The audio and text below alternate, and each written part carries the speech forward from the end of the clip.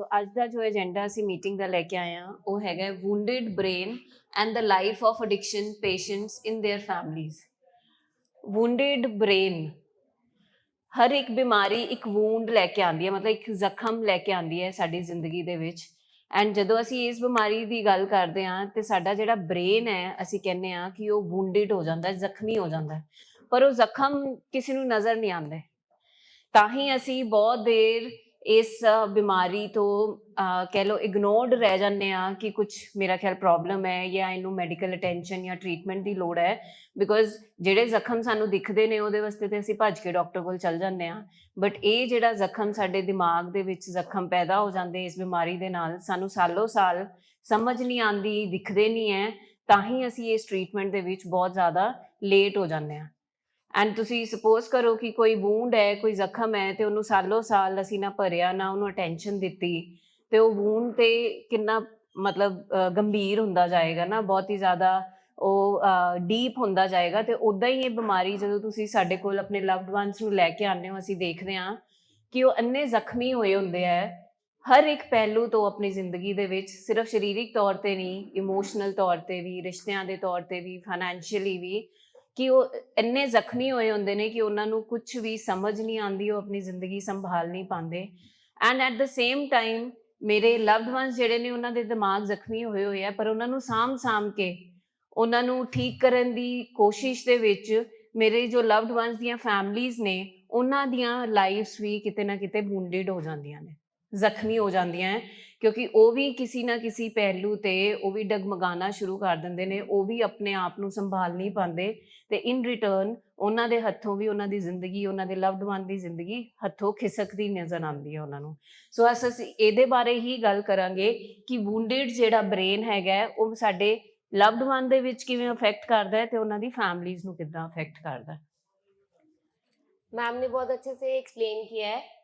ਵੂੰਡ ਮਤਲਬ ਜ਼ਖਮ। ਜਦੋਂ ਸਾਡੇ ਜ਼ਖਮ ਹੁੰਦਾ ਅਸੀਂ ਕੀ ਕਰਦੇ ਹਾਂ? ਬੇਸਿਕਲੀ ਕਿਤੇ ਵੀ ਜ਼ਖਮ ਹੁੰਦਾ ਅਸੀਂ ਕੀ ਕਰਦੇ ਹਾਂ? ਅਸੀਂ ਡਾਕਟਰ ਕੋਲ ਜਾਂਦੇ ਹਾਂ, ਉਹਦੀ ਮਰਮ ਪੱਟੀ ਕਰਾਉਂਦੇ ਹਾਂ। ਜ਼ਿਆਦਾ ਜ਼ਖਮ ਹੋਏ ਸਟਿਚਸ ਲੱਗਦੇ ਹੈ, ਕੁਝ ਐਂਟੀਬਾਇਓਟਿਕਸ ਚੱਲਦੀ ਹੈ, ਕੁਝ ਕੋਰਸ ਆਫ ਟ੍ਰੀਟਮੈਂਟ ਚੱਲਦਾ ਹੈ। ਬਟ ਜਦੋਂ ਸਾਡਾ ਬ੍ਰੇਨ ਵੂੰਡਡ ਹੈ, ਬ੍ਰੇਨ ਵੂੰਡਡ, ਤੁਸੀਂ ਕਹੋ ਕਿ ਇਹ ਟਰਮ ਕਿਉਂ ਯੂਜ਼ ਕਰ ਰਿਹਾ ਹੈ? ਅਗਰ ਤੁਸੀਂ ਸਾਰਿਆਂ ਨੇ ਮਾਰਨਿੰਗ ਮੀਟਿੰਗਸ ਅਟੈਂਡ ਕੀਤੀਆਂ ਹੋਣਗੀਆਂ ਜਾਂ ਈਵਨਿੰਗ ਮੀਟਿੰਗ ਅਟੈਂਡ ਕੀਤੀਆਂ ਹੋਣਗੀਆਂ ਤੇ ਡਾਕਟਰ ਸਾਹਿਬ ਨੇ ਕਿਹਾ ਸੀਗਾ ਕੁਝ ਜ਼ਖਮ ਇਹੋ ਜਿਹੇ ਹੈਗੇ ਆ ਜਿਹੜੇ ਸਾਨੂੰ ਦਿਖ ਜਾਂਦੇ ਆ ਔਰ ਕੁਝ ਜ਼ਖਮ ਇਹੋ ਜਿਹੇ ਸਾਨੂੰ ਨਹੀਂ ਦਿਖਦੇ। ਕੱਲ ਮੈਂ ਆਪਣੇ ਲਵਡ ਵਨਸ ਨੂੰ ਮਜ਼ਾਕ ਦੇ ਤੌਰ ਤੇ ਸਮਝਾ ਰਹੀ ਸੀ ਕਿ ਜਦੋਂ ਕਿਸੇ ਬੱਚੇ ਦੇ ਜੂੰ ਪੈ ਜਾਏ ਨਾ ਤੇ ਉਹਨੂੰ ਆਪ ਨੂੰ ਨਹੀਂ ਦਿਖਦੀ, ਉਹਦੀ ਮਦਰ ਜਾਂ ਕੋਈ ਹੋਰ ਕੱਢਦਾ ਫਿਰ, ਰਾਈਟ? ਇਸੇ ਤਰੀਕੇ ਨਾਲ ਜਦੋਂ ਮੇਰੇ ਜਾਂ ਕਿਸੇ ਹੋਰ ਦੇ ਬ੍ਰੇਨ ਦੇ ਵਿੱਚ ਵੂੰਡਸ ਹੋ ਗਏ ਹੈ, internal wounds which we are talking about, ਉਹ ਨਹੀਂ ਦਿਸਦੇ ਵੀ ਨਹੀਂ ਹੈ, ਸਮਝ ਵੀ ਨਹੀਂ ਆਉਂਦੀ, ਤੇ ਉਹਨੂੰ ਅਸੀਂ ਫਿਕਸ ਕਿੱਦਾਂ ਕਰਾਂਗੇ? ਫਿਰ ਜਿਹੜਾ ਤੇ ਦਿਖ ਗਿਆ ਜ਼ਖਮ ਹੱਥ ਦਾ, ਪੈਰ ਦਾ, ਕਿਸੇ ਵੀ ਏਰੀਆ ਦਾ, ਉਹਨੂੰ ਤੇ ਅਸੀਂ ਫਿਕਸ ਕਰ ਲੈਂਦੇ ਹਾਂ, ਉਹਦੇ ਵਾਸਤੇ ਅਸੀਂ ਡਾਕਟਰ ਕੋਲ ਚਲੇ ਜਾਂਦੇ ਹਾਂ। ਪਰ ਕੁਝ ਇਹੋ ਜਿਹੇ ਵੂੰਡਸ ਹੁੰਦੇ ਆ ਜਿਹੜੇ ਦਿਖਦੇ ਨਹੀਂ ਔਰ ਅਸੀਂ ਫਿਕਸ ਨਹੀਂ ਕਰ ਪਾਉਂਦੇ, ਇਸ ਕਰਕੇ ਸਾਡਾ ਟ੍ਰੀਟਮੈਂਟ ਡਿਲੇਡ ਹੋ ਜਾਂਦਾ ਹੈ। ਸੋ ਅੱਜ ਅਸੀਂ ਇਹਦੇ ਬਾਰੇ ਡਿਟੇਲ 'ਚ ਸਮਝਾਂਗੇ ਕਿ ਵੂੰਡ ਸਿਰਫ ਸਾਡੇ ਲਵਡ ਵਨਸ ਨੂੰ ਨਹੀਂ ਆਉਂਦਾ, ਸਾਡੀ ਫੈਮਲੀਜ਼ 'ਚ ਵੀ ਵੂੰਡਸ ਆਉਂਦੇ ਆ ਜਿਹੜੇ ਕਿ ਉਹਨਾਂ ਨੂੰ ਵੀ ਨਹੀਂ ਦਿਖਦੇ।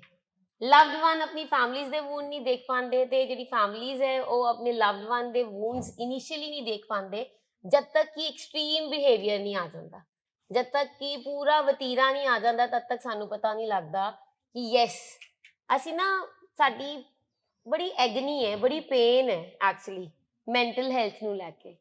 ਇੰਨਾ ਸਟਿਗਮਾ ਹੈ ਨਾ, ਅਸੀਂ ਇੰਨੇ ਸਟਿਗਮਟਾਈਜ਼ਡ ਹਾਂ। ਕੋਈ ਵੀ ਹੋਰ ਸਾਡੀ ਬੋਡੀ ਦੇ ਵਿੱਚ ਪ੍ਰੋਬਲਮ ਹੁੰਦੀ ਹੈ, ਕਿਸੇ ਵੀ ਅੰਗ ਦੇ ਵਿੱਚ, ਅਸੀਂ ਫਟਾਫਟ ਜਾਂਦੇ ਹਾਂ ਸਕੈਨਸ ਕਰਾਉਣ ਵਾਸਤੇ, ਅਸੀਂ ਫਟਾਫਟ ਜਾਂਦੇ ਹਾਂ ਡਾਕਟਰ ਨੂੰ ਰੀਚ ਆਊਟ ਕਰਨ ਵਾਸਤੇ। ਬਟ ਇਹ ਜਿਹੜਾ ਬ੍ਰੇਨ ਹੈ ਮੇਰੀ ਬੋਡੀ ਦਾ ਹੀ ਹਿੱਸਾ ਹੈ, ਇਸ ਬ੍ਰੇਨ ਨੂੰ ਪਤਾ ਨਹੀਂ ਅਸੀਂ ਕਿਉਂ ਇਗਨੋਰ ਕਰ ਦਿੰਦੇ ਹਾਂ। ਜਦੋਂ ਕੋਈ ਬਿਹੇਵੀਅਰ ਆਉਂਦਾ ਹੈ, ਜਦੋਂ ਇਰੀਟੇਬਿਲਿਟੀ ਆਉਂਦੀ ਹੈ, ਗੁੱਸਾ ਆਉਂਦਾ ਹੈ, ਕੁਝ ਵੀ ਆਉਂਦਾ ਹੈ, ਅਸੀਂ ਉਦੋਂ ਨਹੀਂ ਜਾਂਦੇ ਫਿਕਸ ਕਰਨ ਵਾਸਤੇ। ਫਿਰ ਅਸੀਂ ਕਹਿ ਦਿੰਦੇ ਹਾਂ ਕੋਈ ਗੱਲ ਨਹੀਂ, ਸੁਭਾਅ ਹੀ ਹੈ, ਪਿਆਰ ਨਾਲ ਸਮਝਾ ਲਾਂਗੇ ਜਾਂ ਗੁੱਸੇ ਨਾਲ ਸਮਝਾ ਦਾਂਗੇ।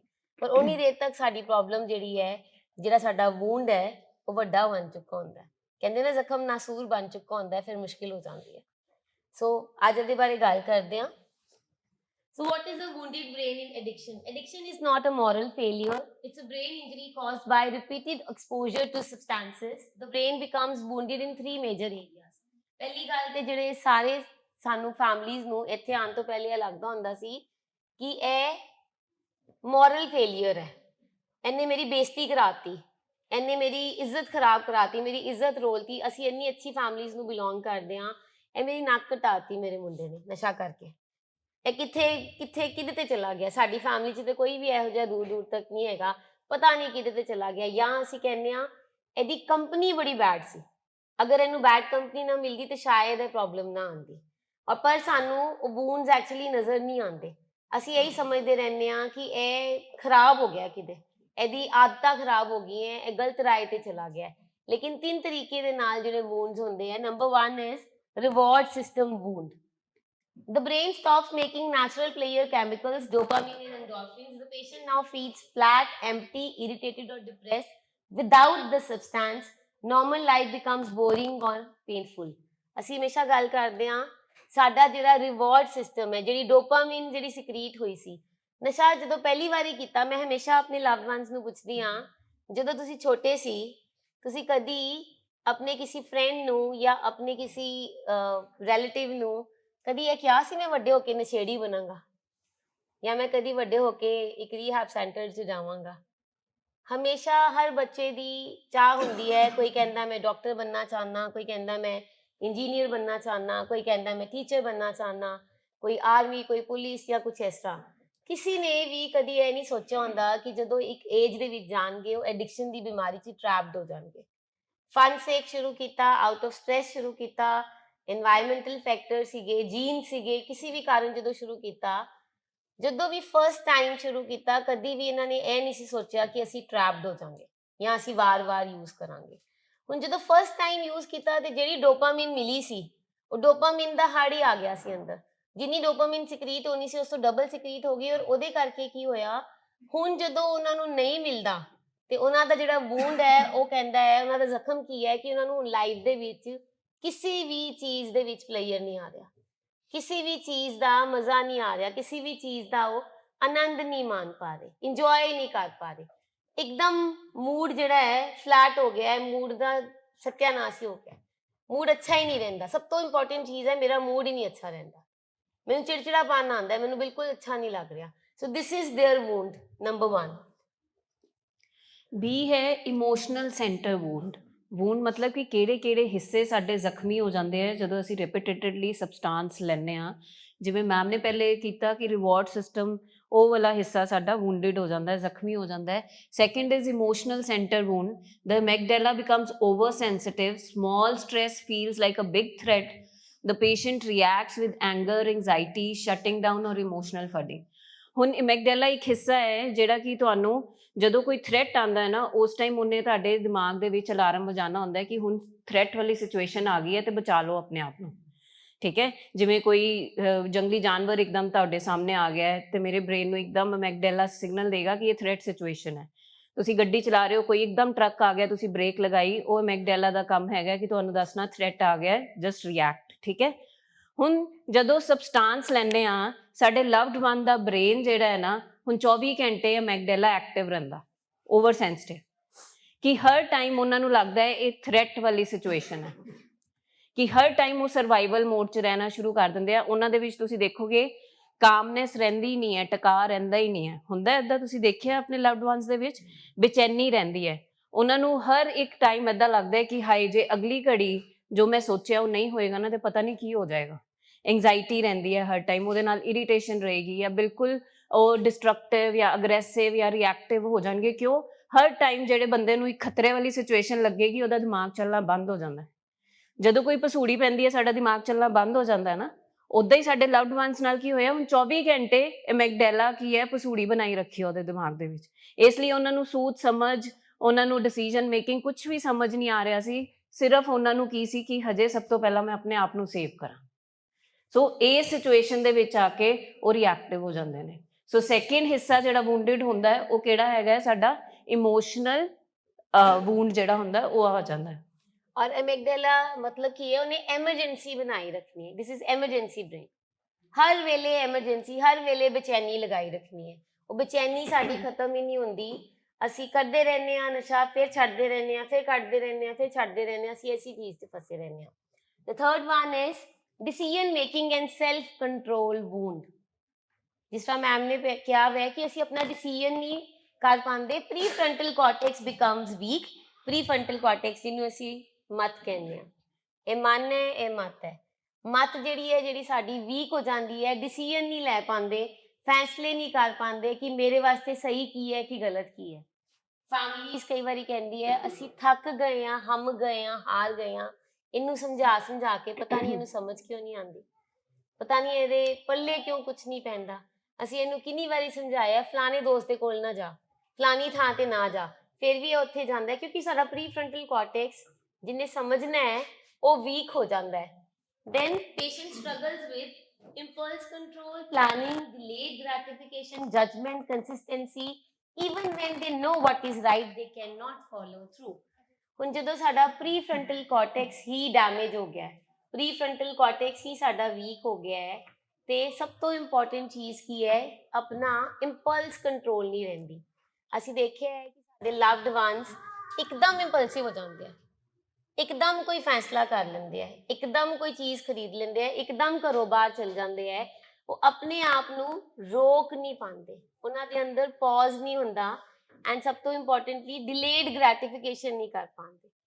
ਜਿਹੜੀ ਐਡਿਕਸ਼ਨ ਦੀ ਬਿਮਾਰੀ ਜਿਹੜਾ ਵੂੰਡ ਲੈ ਕੇ ਆਉਂਦੀ ਹੈ ਨਾ, ਉਹ ਹੁੰਦਾ ਹੈ ਕੁਇਕ ਫਿਕਸ, ਅਭੀ ਇसी टाइम पे, ਹੁਣੇ ਐਸੀ ਵੇਲੇ ਜਿਹੜੀ ਮੇਰੇ ਦਿਮਾਗ 'ਚ ਗੱਲ ਆ ਰਹੀ ਹੈ ਉਹ ਐਸੀ ਵੇਲੇ ਪੂਰੀ ਹੋਣੀ ਚਾਹੀਦੀ ਹੈ।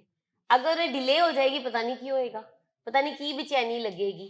ਤੇ ਕੁਇਕ ਫਿਕਸ ਕਰਨ ਵਾਸਤੇ ਆਪਣੀ ਜਿੰਨੀ ਵੀ ਉਹਨਾਂ ਦੀ ਇੰਪਲਸਿਸ ਹੈ ਉਹਨਾਂ ਨੂੰ ਡਿਲੇ ਨਹੀਂ ਕਰ ਪਾਉਂਦੇ, ਔਰ ਜਦੋਂ ਡਿਲੇ ਨਹੀਂ ਕਰ ਪਾਉਂਦੇ ਨਾ ਪਲੈਨਿੰਗ ਹੁੰਦੀ ਹੈ, ਨਾ ਅਸੀਂ ਆਰਗੇਨਾਈਜ਼ਡ ਹੁੰਦੇ ਹਾਂ ਆਪਣੇ ਕੰਮ ਦੇ ਵਿੱਚ, ਸਾਡਾ ਸਾਰਾ ਡੇ ਰੂਟੀਨ ਖਰਾਬ ਹੋ ਜਾਂਦਾ ਹੈ, ਅਸੀਂ ਫੰਕਸ਼ਨਲ ਹੀ ਨਹੀਂ ਰਹਿੰਦੇ। ਅਸੀਂ ਉਹ ਚੀਜ਼ਾਂ ਜਿਹੜੀਆਂ ਪਹਿਲੇ ਅੱਛੇ ਤਰੀਕੇ ਨਾਲ ਕਰ ਰਹੇ ਸੀ, ਆਪਣਾ ਬਿਜ਼ਨਸ ਕਰ ਰਹੇ ਸੀ ਜਾਂ ਵਰਕ ਕਰ ਰਹੇ ਸੀ ਜਾਂ ਸਾਡੀ ਰਿਸਪੈਕਟ ਸੀਗੀ ਫੈਮਿਲੀ ਨੂੰ ਲੈ ਕੇ, ਅਸੀਂ ਉਹ ਕੁਝ ਵੀ ਨਹੀਂ ਕਰ ਪਾਉਂਦੇ। ਸੋ ਦਿਸ ਇਜ਼ ਦ ਥਰਡ ਵੂੰਡ ਜਿਹੜਾ ਸਾਡੇ PFC, ਸਾਡੇ ਪ੍ਰੀ ਫਰੰਟਲ ਕਾਰਟੈਕਸ ਤੇ ਇਫੈਕਟ ਕਰਦਾ ਹੈ ਔਰ ਵੂੰਡਡ ਕਰਦਾ ਹੈ, ਵੀਕ ਕਰਦਾ ਹੈ ਕਿ ਅਸੀਂ ਆਪਣੀ ਇੰਪਲਸ ਕੰਟਰੋਲ ਨਹੀਂ ਕਰ ਪਾਉਂਦੇ, ਪਲੈਨਿੰਗ ਆਰਗੇਨਾਈਜੇਸ਼ਨ ਨਹੀਂ ਕਰ ਪਾਉਂਦੇ, ਔਰ ਆਪਣੇ ਆਪ ਨੂੰ ਰੋਕ ਨਹੀਂ ਪਾਉਂਦੇ ਕਿਸੇ ਚੀਜ਼ ਦੇ ਵਿੱਚ। ਸੋ ਹੁਣ ਅਸੀਂ ਦੇਖੀਏ ਕਿ ਇਹ ਜਿਹੜੀ ਬਿਮਾਰੀ ਹੈ, ਸਾਨੂੰ ਇੱਦਾਂ ਲੱਗਦਾ ਸਿਰਫ ਇਹ ਬਾਹਰੋਂ ਦਿਖੇਗੀ ਕਿ ਸਾਡਾ ਲਵਡ ਵਨ ਨਹਾਉਣਾ ਧੋਣਾ ਸ਼ੁਰੂ ਹੋ ਗਿਆ ਹੈ, ਚੰਗੇ ਕੱਪੜੇ ਪਾਉਣੇ ਸ਼ੁਰੂ ਕਰਤੇ ਹੈ, ਉੱਤੋਂ ਸਿਹਤ ਬਣ ਗਈ ਹੈ। ਸੋ ਇਹ ਸਿਰਫ ਸਾਨੂੰ ਇੱਦਾਂ ਲੱਗਣ ਲੱਗ ਜਾਂਦਾ ਉਹ ਠੀਕ ਹੋ ਰਿਹਾ, ਜਾਂ ਸਾਡੇ ਲਵਡ ਵਨਸ ਨੂੰ ਵੀ ਇੱਦਾਂ ਲੱਗਦਾ ਸਾਨੂੰ ਕ੍ਰੇਵਿੰਗ ਨਹੀਂ ਹੋ ਰਹੀ, ਹੁਣ ਅਸੀਂ ਬਿਲਕੁਲ ਵਧੀਆ ਖਾ ਰਹੇ ਹਾਂ, ਸੋ ਰਹੇ ਹਾਂ, ਤੇ ਅਸੀਂ ਬਿਲਕੁਲ ਠੀਕ ਹੋ ਗਏ ਹਾਂ। ਬਟ ਜਿਹੜੇ ਅੰਦਰੂਨੀ ਵੂੰਡਸ ਹੈਗੇ ਆ, ਜ਼ਖਮ ਹੈਗੇ ਆ, ਇਹਨਾਂ ਨੂੰ ਭਰਨ ਦੇ ਵਿੱਚ ਟਾਈਮ ਲੱਗਦਾ ਹੈ। ਅਸਲੀ ਬਿਮਾਰੀ ਇਹ ਹੈਗੀ ਹੈ ਜਿਹੜੀ ਜੜ੍ਹਾਂ ਦੇ ਵਿੱਚ ਬੈਠੀ ਹੋਈ ਹੈ, ਕਿਉਂਕਿ ਜ਼ਖਮ ਜਿਹੜੇ ਨੇ ਅੰਦਰੂਨੀ ਨੇ, ਕੋਈ ਬਾਹਰੀ ਜ਼ਖਮ ਨਹੀਂ ਹੈਗੇ। ਅੱਗੇ ਵਧਦੇ ਹੋਏ ਅਸੀਂ ਗੱਲ ਕਰਦੇ ਹਾਂ how a wounded brain shows up in the daily life of the patient.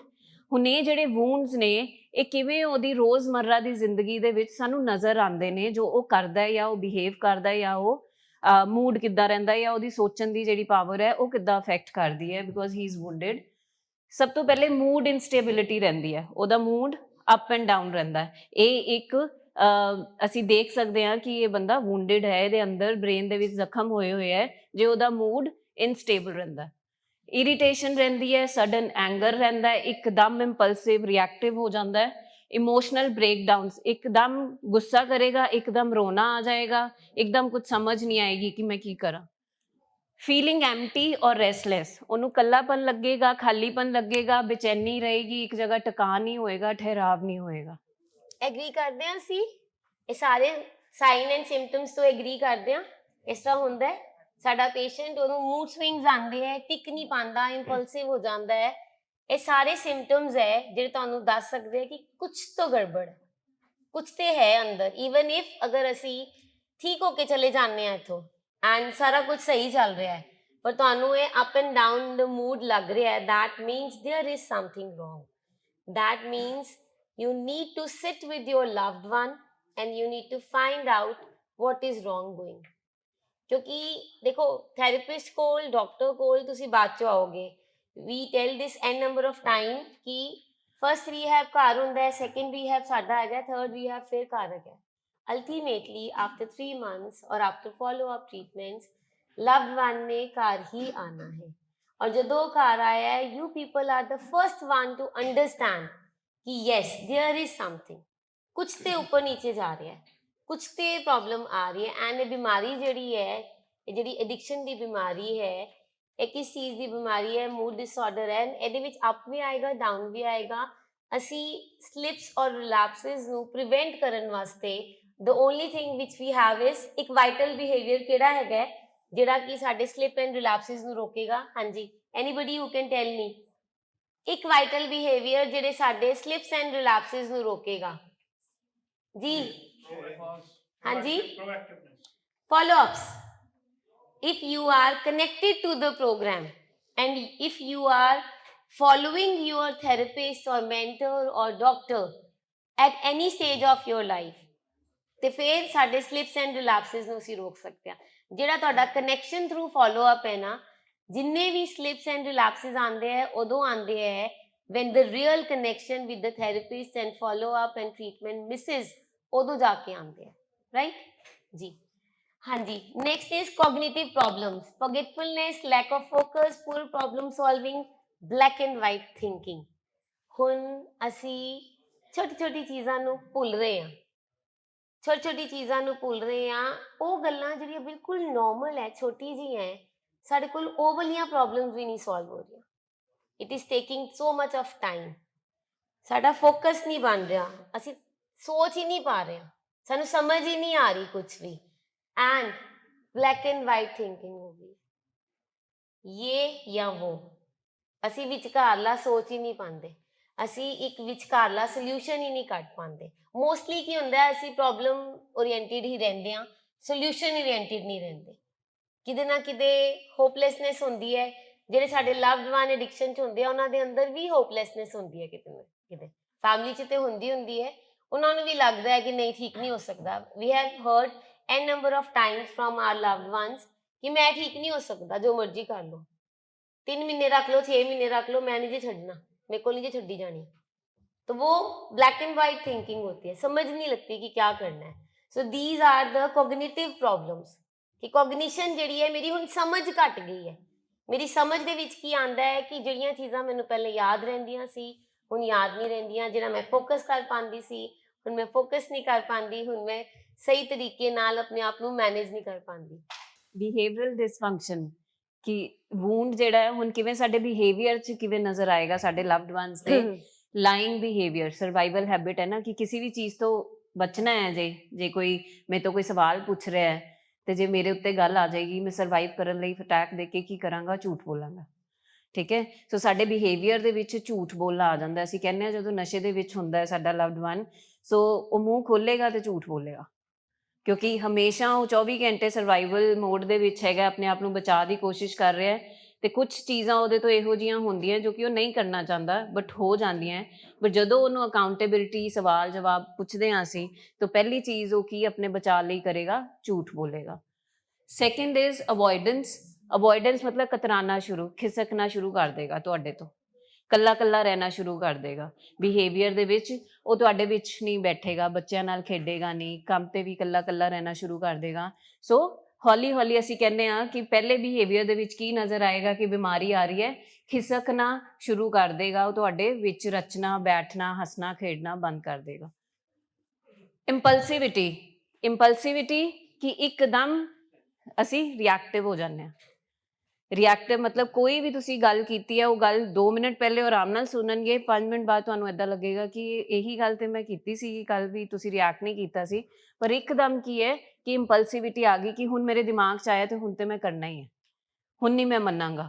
ਪਹਿਲੇ ਤੁਹਾਡੀ ਗੱਲ ਮੰਨ ਰਿਹਾ ਸੀ, ਬਟ ਇੱਕਦਮ ਹੁਣ ਕੀ ਹੈ ਕਿ ਹੁਣ ਉਹ ਜਿਹੜੀਆਂ ਸੋਚਾਂ, ਉਹ ਜਨੂਨ ਉਹਦੇ ਦਿਮਾਗ 'ਚ ਬਣ ਗਿਆ, ਹੁਣ ਉਹਦੇ ਤੋਂ ਕੰਟਰੋਲ ਨਹੀਂ ਹੋ ਰਿਹਾ, ਉਹ ਇੰਪਲਸਿਵਲੀ ਉਹਨੂੰ ਉਸ ਚੀਜ਼ ਤੇ ਐਕਟ ਕਰਨਾ ਹੀ ਪਏਗਾ। Seeking immediate relief. ਜਿਹੜੀ ਬੇਚੈਨੀ, ਜਿਹੜੀ ਕ੍ਰੇਵਿੰਗ, ਜਿਹੜੀ ਉਹਨਾਂ ਦੇ ਮਨ 'ਚ ਸੋਚ ਆ ਰਹੀ ਹੈ, ਉਹਦਾ ਲੌਂਗ ਟਰਮ ਨਹੀਂ ਦੇਖਣਗੇ। ਉਹਨਾਂ ਨੂੰ ਹੋਏਗਾ ਕਿ ਹੁਣ ਦਾ ਵੇਲਾ ਮੇਰਾ ਕਿਸੇ ਤਰ੍ਹਾਂ ਸਰ ਜਾਏ, ਬਾਅਦ 'ਚ ਭਾਵੇਂ ਮੈਨੂੰ ਇਹਦਾ ਨੁਕਸਾਨ ਜਰਨਾ ਪੈ ਜਾਏ, ਕੋਈ ਗੱਲ ਨਹੀਂ। ਇਹੋ ਜਿਹਾ ਬਿਹੇਵੀਅਰ ਹੋਏਗਾ ਸਾਡੇ ਲਵਡ ਵਨ ਦਾ। ਅਸੀਂ ਬੋਲਾਂਗੇ ਵੀ ਕਿ ਤੁਹਾਨੂੰ ਦੂਰ ਦਾ ਨਹੀਂ ਦਿਖਦਾ ਕਿ ਕੀ ਨੁਕਸਾਨ ਹੋ ਰਿਹਾ, ਤੁਹਾਡੀ ਸਿਹਤ ਦਾ ਕੀ ਨੁਕਸਾਨ ਹੋ ਰਿਹਾ, ਪੈਸੇ ਜਾ ਰਹੇ ਉਹ, ਪਰ ਨਹੀਂ, ਉਹਦੇ ਬਿਹੇਵੀਅਰ ਦੇ ਵਿੱਚ ਕੀ ਹੋਏਗੀ ਕਿ ਸ਼ਾਰਟ ਟਰਮ ਫੋਕਸ ਹੋਏਗਾ, ਇਮੀਡੀਏਟ ਰਿਲੀਫ ਤੇ ਉਹ ਕੰਮ ਕਰਦਾ ਮਿਲੇਗਾ ਤੁਹਾਨੂੰ। ਇਨਐਬਿਲਿਟੀ ਟੂ ਹੈਂਡਲ ਸਟ੍ਰੈਸ। ਜਿਹੜਾ ਸਟ੍ਰੈਸਫੁਲ ਸਿਚੁਏਸ਼ਨ ਹੈ ਉਹ ਉਹਦੇ ਤੋਂ ਹੈਂਡਲ ਨਹੀਂ ਹੋਏਗੀ। ਤੁਸੀਂ ਵੀ ਉਹਦੇ ਤੋਂ ਉਹੋ ਜਿਹੀਆਂ ਗੱਲਾਂ ਲੁਕਾਉਣੀਆਂ ਸ਼ੁਰੂ ਕਰ ਦੋਗੇ, ਕਿਉਂਕਿ ਤੁਹਾਨੂੰ ਹੋਏਗਾ ਕਿ ਨਹੀਂ ਯਾਰ, ਇਹਦੇ ਤੋਂ ਸਟ੍ਰੈਸ ਨਹੀਂ ਹੈਂਡਲ ਹੋਣਾ। ਸੋ ਸਾਡੇ ਬਿਹੇਵੀਅਰ ਦੇ ਵਿੱਚ ਕੀ ਆਉਂਦਾ ਹੈ ਕਿ ਇਨਸਟੇਬਿਲਿਟੀ ਆਉਂਦੀ ਹੈ ਜਦੋਂ ਕੋਈ ਸਟ੍ਰੈਸਫੁਲ ਗੱਲ ਆਉਂਦੀ ਹੈ, ਕਿਉਂਕਿ ਮੈਨੂੰ ਆਪਣੇ ਇਮੋਸ਼ਨਸ, ਆਪਣੇ ਰਿਐਕਸ਼ਨਸ ਸਾਹਮਣੇ ਨਹੀਂ ਆਉਂਦੇ।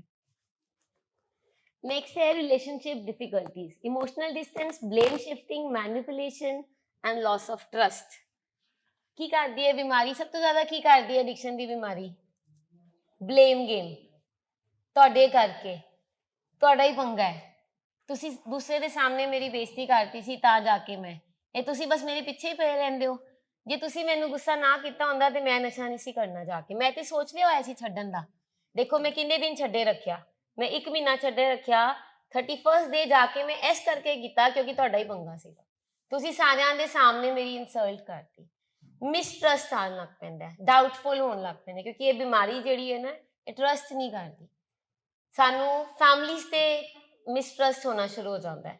ਸਾਨੂੰ ਲੱਗਦਾ ਹੈ ਕਿ ਫੈਮਲੀ ਪਤਾ ਨਹੀਂ ਕੀ ਕਰ ਰਹੀ ਹੈ। ਇੱਥੋਂ ਤੱਕ ਹੁੰਦਾ ਹੈ ਸਾਡੇ ਲਵਡ ਵਨਸ ਨੂੰ ਇਹ ਲੱਗਣ ਲੱਗ ਪੈਂਦਾ ਹੈ ਕਿਉਂਕਿ ਮੈਂ ਐਡਿਕਸ਼ਨ 'ਚ ਹਾਂ ਤੇ ਮੇਰੀ ਫੈਮਿਲੀ ਮੈਨੂੰ ਬਿਮਾਰ ਨਹੀਂ ਕਰਦੀ ਜਾਂ ਮੈਨੂੰ ਮੈਂਟਲ ਹੈਲਥ ਪ੍ਰੋਬਲਮ ਹੈ ਤੇ ਮੈਨੂੰ ਪਿਆਰ ਨਹੀਂ ਕਰਦੀ। ਦੂਸਰੇ ਭੈਣ ਭਰਾਵਾਂ ਨੂੰ ਬਹੁਤ ਪਿਆਰ ਮਿਲਦਾ ਹੈ, ਉਹਨਾਂ ਦੇ ਬਾਰੇ ਬਹੁਤ ਸੋਚਿਆ ਜਾਂਦਾ ਹੈ। ਕਿਉਂਕਿ ਉਹ ਬਲੈਕ ਐਂਡ ਵਾਈਟ ਥਿੰਕਿੰਗ ਆ ਜਾਂਦੀ ਹੈ ਨਾ, ਸਾਡੀ ਕੋਗਨੀਸ਼ਨ ਦੇ ਉੱਪਰ ਵੀ ਇਫੈਕਟ ਪੈ ਗਿਆ ਵੈ। ਇਸ ਕਰਕੇ ਜਿਹੜਾ ਮਿਸਟਰਸਟ ਹੈ ਇਹ ਔਰ ਬਲੇਮ, ਇਹ ਦੋਨੋਂ ਜੜ ਹੈ ਸਾਡੀ ਬਿਮਾਰੀ ਦੀ। ਅਸੀਂ ਸ਼ਿਫਟ ਕਰ ਦਿੰਦੇ ਹਾਂ ਆਪਣੀ ਪ੍ਰੋਬਲਮ ਨੂੰ ਦੂਸਰੇ ਦੇ ਉੱਪਰ ਕਿ ਨਹੀਂ ਤੁਸੀਂ ਰਿਸਪੌਂਸਿਬਲ ਸੀ, ਤੁਸੀਂ ਉਦੋਂ ਮੈਂ ਮੈਡੀਕਲ ਤੇ ਲੈਣਾ ਹੀ ਨਹੀਂ ਸੀ, ਤੁਸੀਂ ਮੈਨੂੰ ਮੈਡੀਕਲ ਲੈਤਾ ਜ਼ਬਰਦਸਤੀ, ਤੁਸੀਂ ਮੇਰੇ ਤੇ ਪ੍ਰੈਸ਼ਰ ਪਾਤਾ ਤਾਂ ਮੈਂ ਤੇ ਫਲਾਣਾ, ਮੈਂ ਤੇ ਕ੍ਰਿਕਟਰ ਬਣਨਾ ਸੀ ਜਾਂ ਮੈਂ ਤੇ ਕਿਸੇ ਹੋਰ ਫੀਲਡ ਦੇ ਵਿੱਚ ਜਾਣਾ ਸੀਗਾ। ਇਹ ਤੁਹਾਡੀ ਪ੍ਰੋਬਲਮ ਹੈ, ਜਾਂ ਇਹ ਜਿਹੜੀ ਲੜਕੀ ਲੈ ਕੇ ਆਏ ਹੋ ਨਾ ਮੇਰੀ ਲਾਈਫ ਦੇ ਵਿੱਚ, ਇਹ ਤੁਹਾਡਾ ਹੀ ਪੰਗਾ ਹੈ, ਤੁਸੀਂ ਮੇਰੀ ਪਸੰਦ ਦੀ ਲੜਕੀ ਨਾਲ ਮੈਰਿਜ ਨਹੀਂ ਕਰਾਈ। ਸੋ ਦੀਜ਼ ਆਰ ਸਰਟਨ ਬਲੇਮਸ ਜਿਹੜੀ ਕਿ ਰਿਲੇਸ਼ਨਸ਼ਿਪ ਡਿਸਟੈਂਸ ਬਣਾਉਂਦੀ ਹੈ। ਔਰ ਬਿਮਾਰੀ ਕੀ ਕਰਦੀ ਹੈ ਕਿ ਜੇ ਘਰ ਦੇ ਵਿੱਚ ਤਸਾਦਮ ਹੋਵੇ, ਫਸਾਦ ਹੋਵੇ, ਫਿਰ ਇਹ ਬਿਮਾਰੀ ਬਹੁਤ ਫਲਦੀ ਫੁੱਲਦੀ ਹੈ, ਇੰਕਰੀਜ਼ ਹੁੰਦੀ ਹੈ। ਬਿਮਾਰੀ ਘਰ ਦੇ ਵਿੱਚ ਸਕੂਨ ਨਹੀਂ ਰਹਿਣ ਦਿੰਦੀ। ਔਰ ਰਿਲੇਸ਼ਨਸ਼ਿਪ ਡਿਸਟੈਂਸਿਸ ਜਿਹੜੇ ਹੁੰਦੇ ਹੈ, ਦੂਰ ਦੂਰ ਬੈਠਣਾ, ਇੱਕੋ ਘਰ ਦੇ ਵਿੱਚ ਰਹਿ ਕੇ ਦੂਸਰੇ ਕਮਰੇ 'ਚ ਬੈਠਣਾ, ਆਪਣੇ ਆਪ ਨੂੰ ਅਲੱਗ ਕਰ ਲੈਣਾ, ਰਿਲੇਸ਼ਨਸ਼ਿਪ ਦੇ ਵਿੱਚ ਵੋਇਡ ਰਹਿਣਾ, ਹਮੇਸ਼ਾ ਵੋਇਡ ਰਹਿਣਾ, ਹਸਬੈਂਡ ਵਾਈਫ ਦੇ ਰਿਲੇਸ਼ਨਸ਼ਿਪ ਦੇ ਵਿੱਚ ਵੋਇਡ ਰਹਿਣਾ। ਸਰ ਹਮੇਸ਼ਾ ਕਹਿੰਦੇ ਹੁੰਦੇ ਹੈ ਨਸ਼ਾ ਸਾਡੀ ਮਾਂ ਦੀ ਥਾਂ ਲੈ ਲੈਂਦਾ। ਆਪਣੀ ਮਾਂ ਨੂੰ ਇੱਕ ਬੱਚਾ ਜਿੰਨਾ ਪਿਆਰ ਕਰਦਾ ਹੈ, ਜਿੰਨਾ ਅਟੈਚ ਹੁੰਦਾ ਇੱਕ ਟਾਈਮ ਤੇ, ਜਦੋਂ ਨਸ਼ਾ ਆਉਂਦਾ ਹੈ ਉਹ ਮਾਂ ਦੀ ਥਾਂ ਲੈ ਲੈਂਦਾ, ਫਿਰ ਉਹ ਨਸ਼ੇ ਦੇ ਵੱਲ ਪਿਆਰ ਹੋ ਜਾਂਦਾ। ਸੋ ਇਸ ਤਰੀਕੇ ਨਾਲ ਸਾਡੇ ਰਿਲੇਸ਼ਨਸ਼ਿਪ ਦੇ ਵਿੱਚ ਪ੍ਰੋਬਲਮਸ ਆਉਂਦੀ ਹੈ।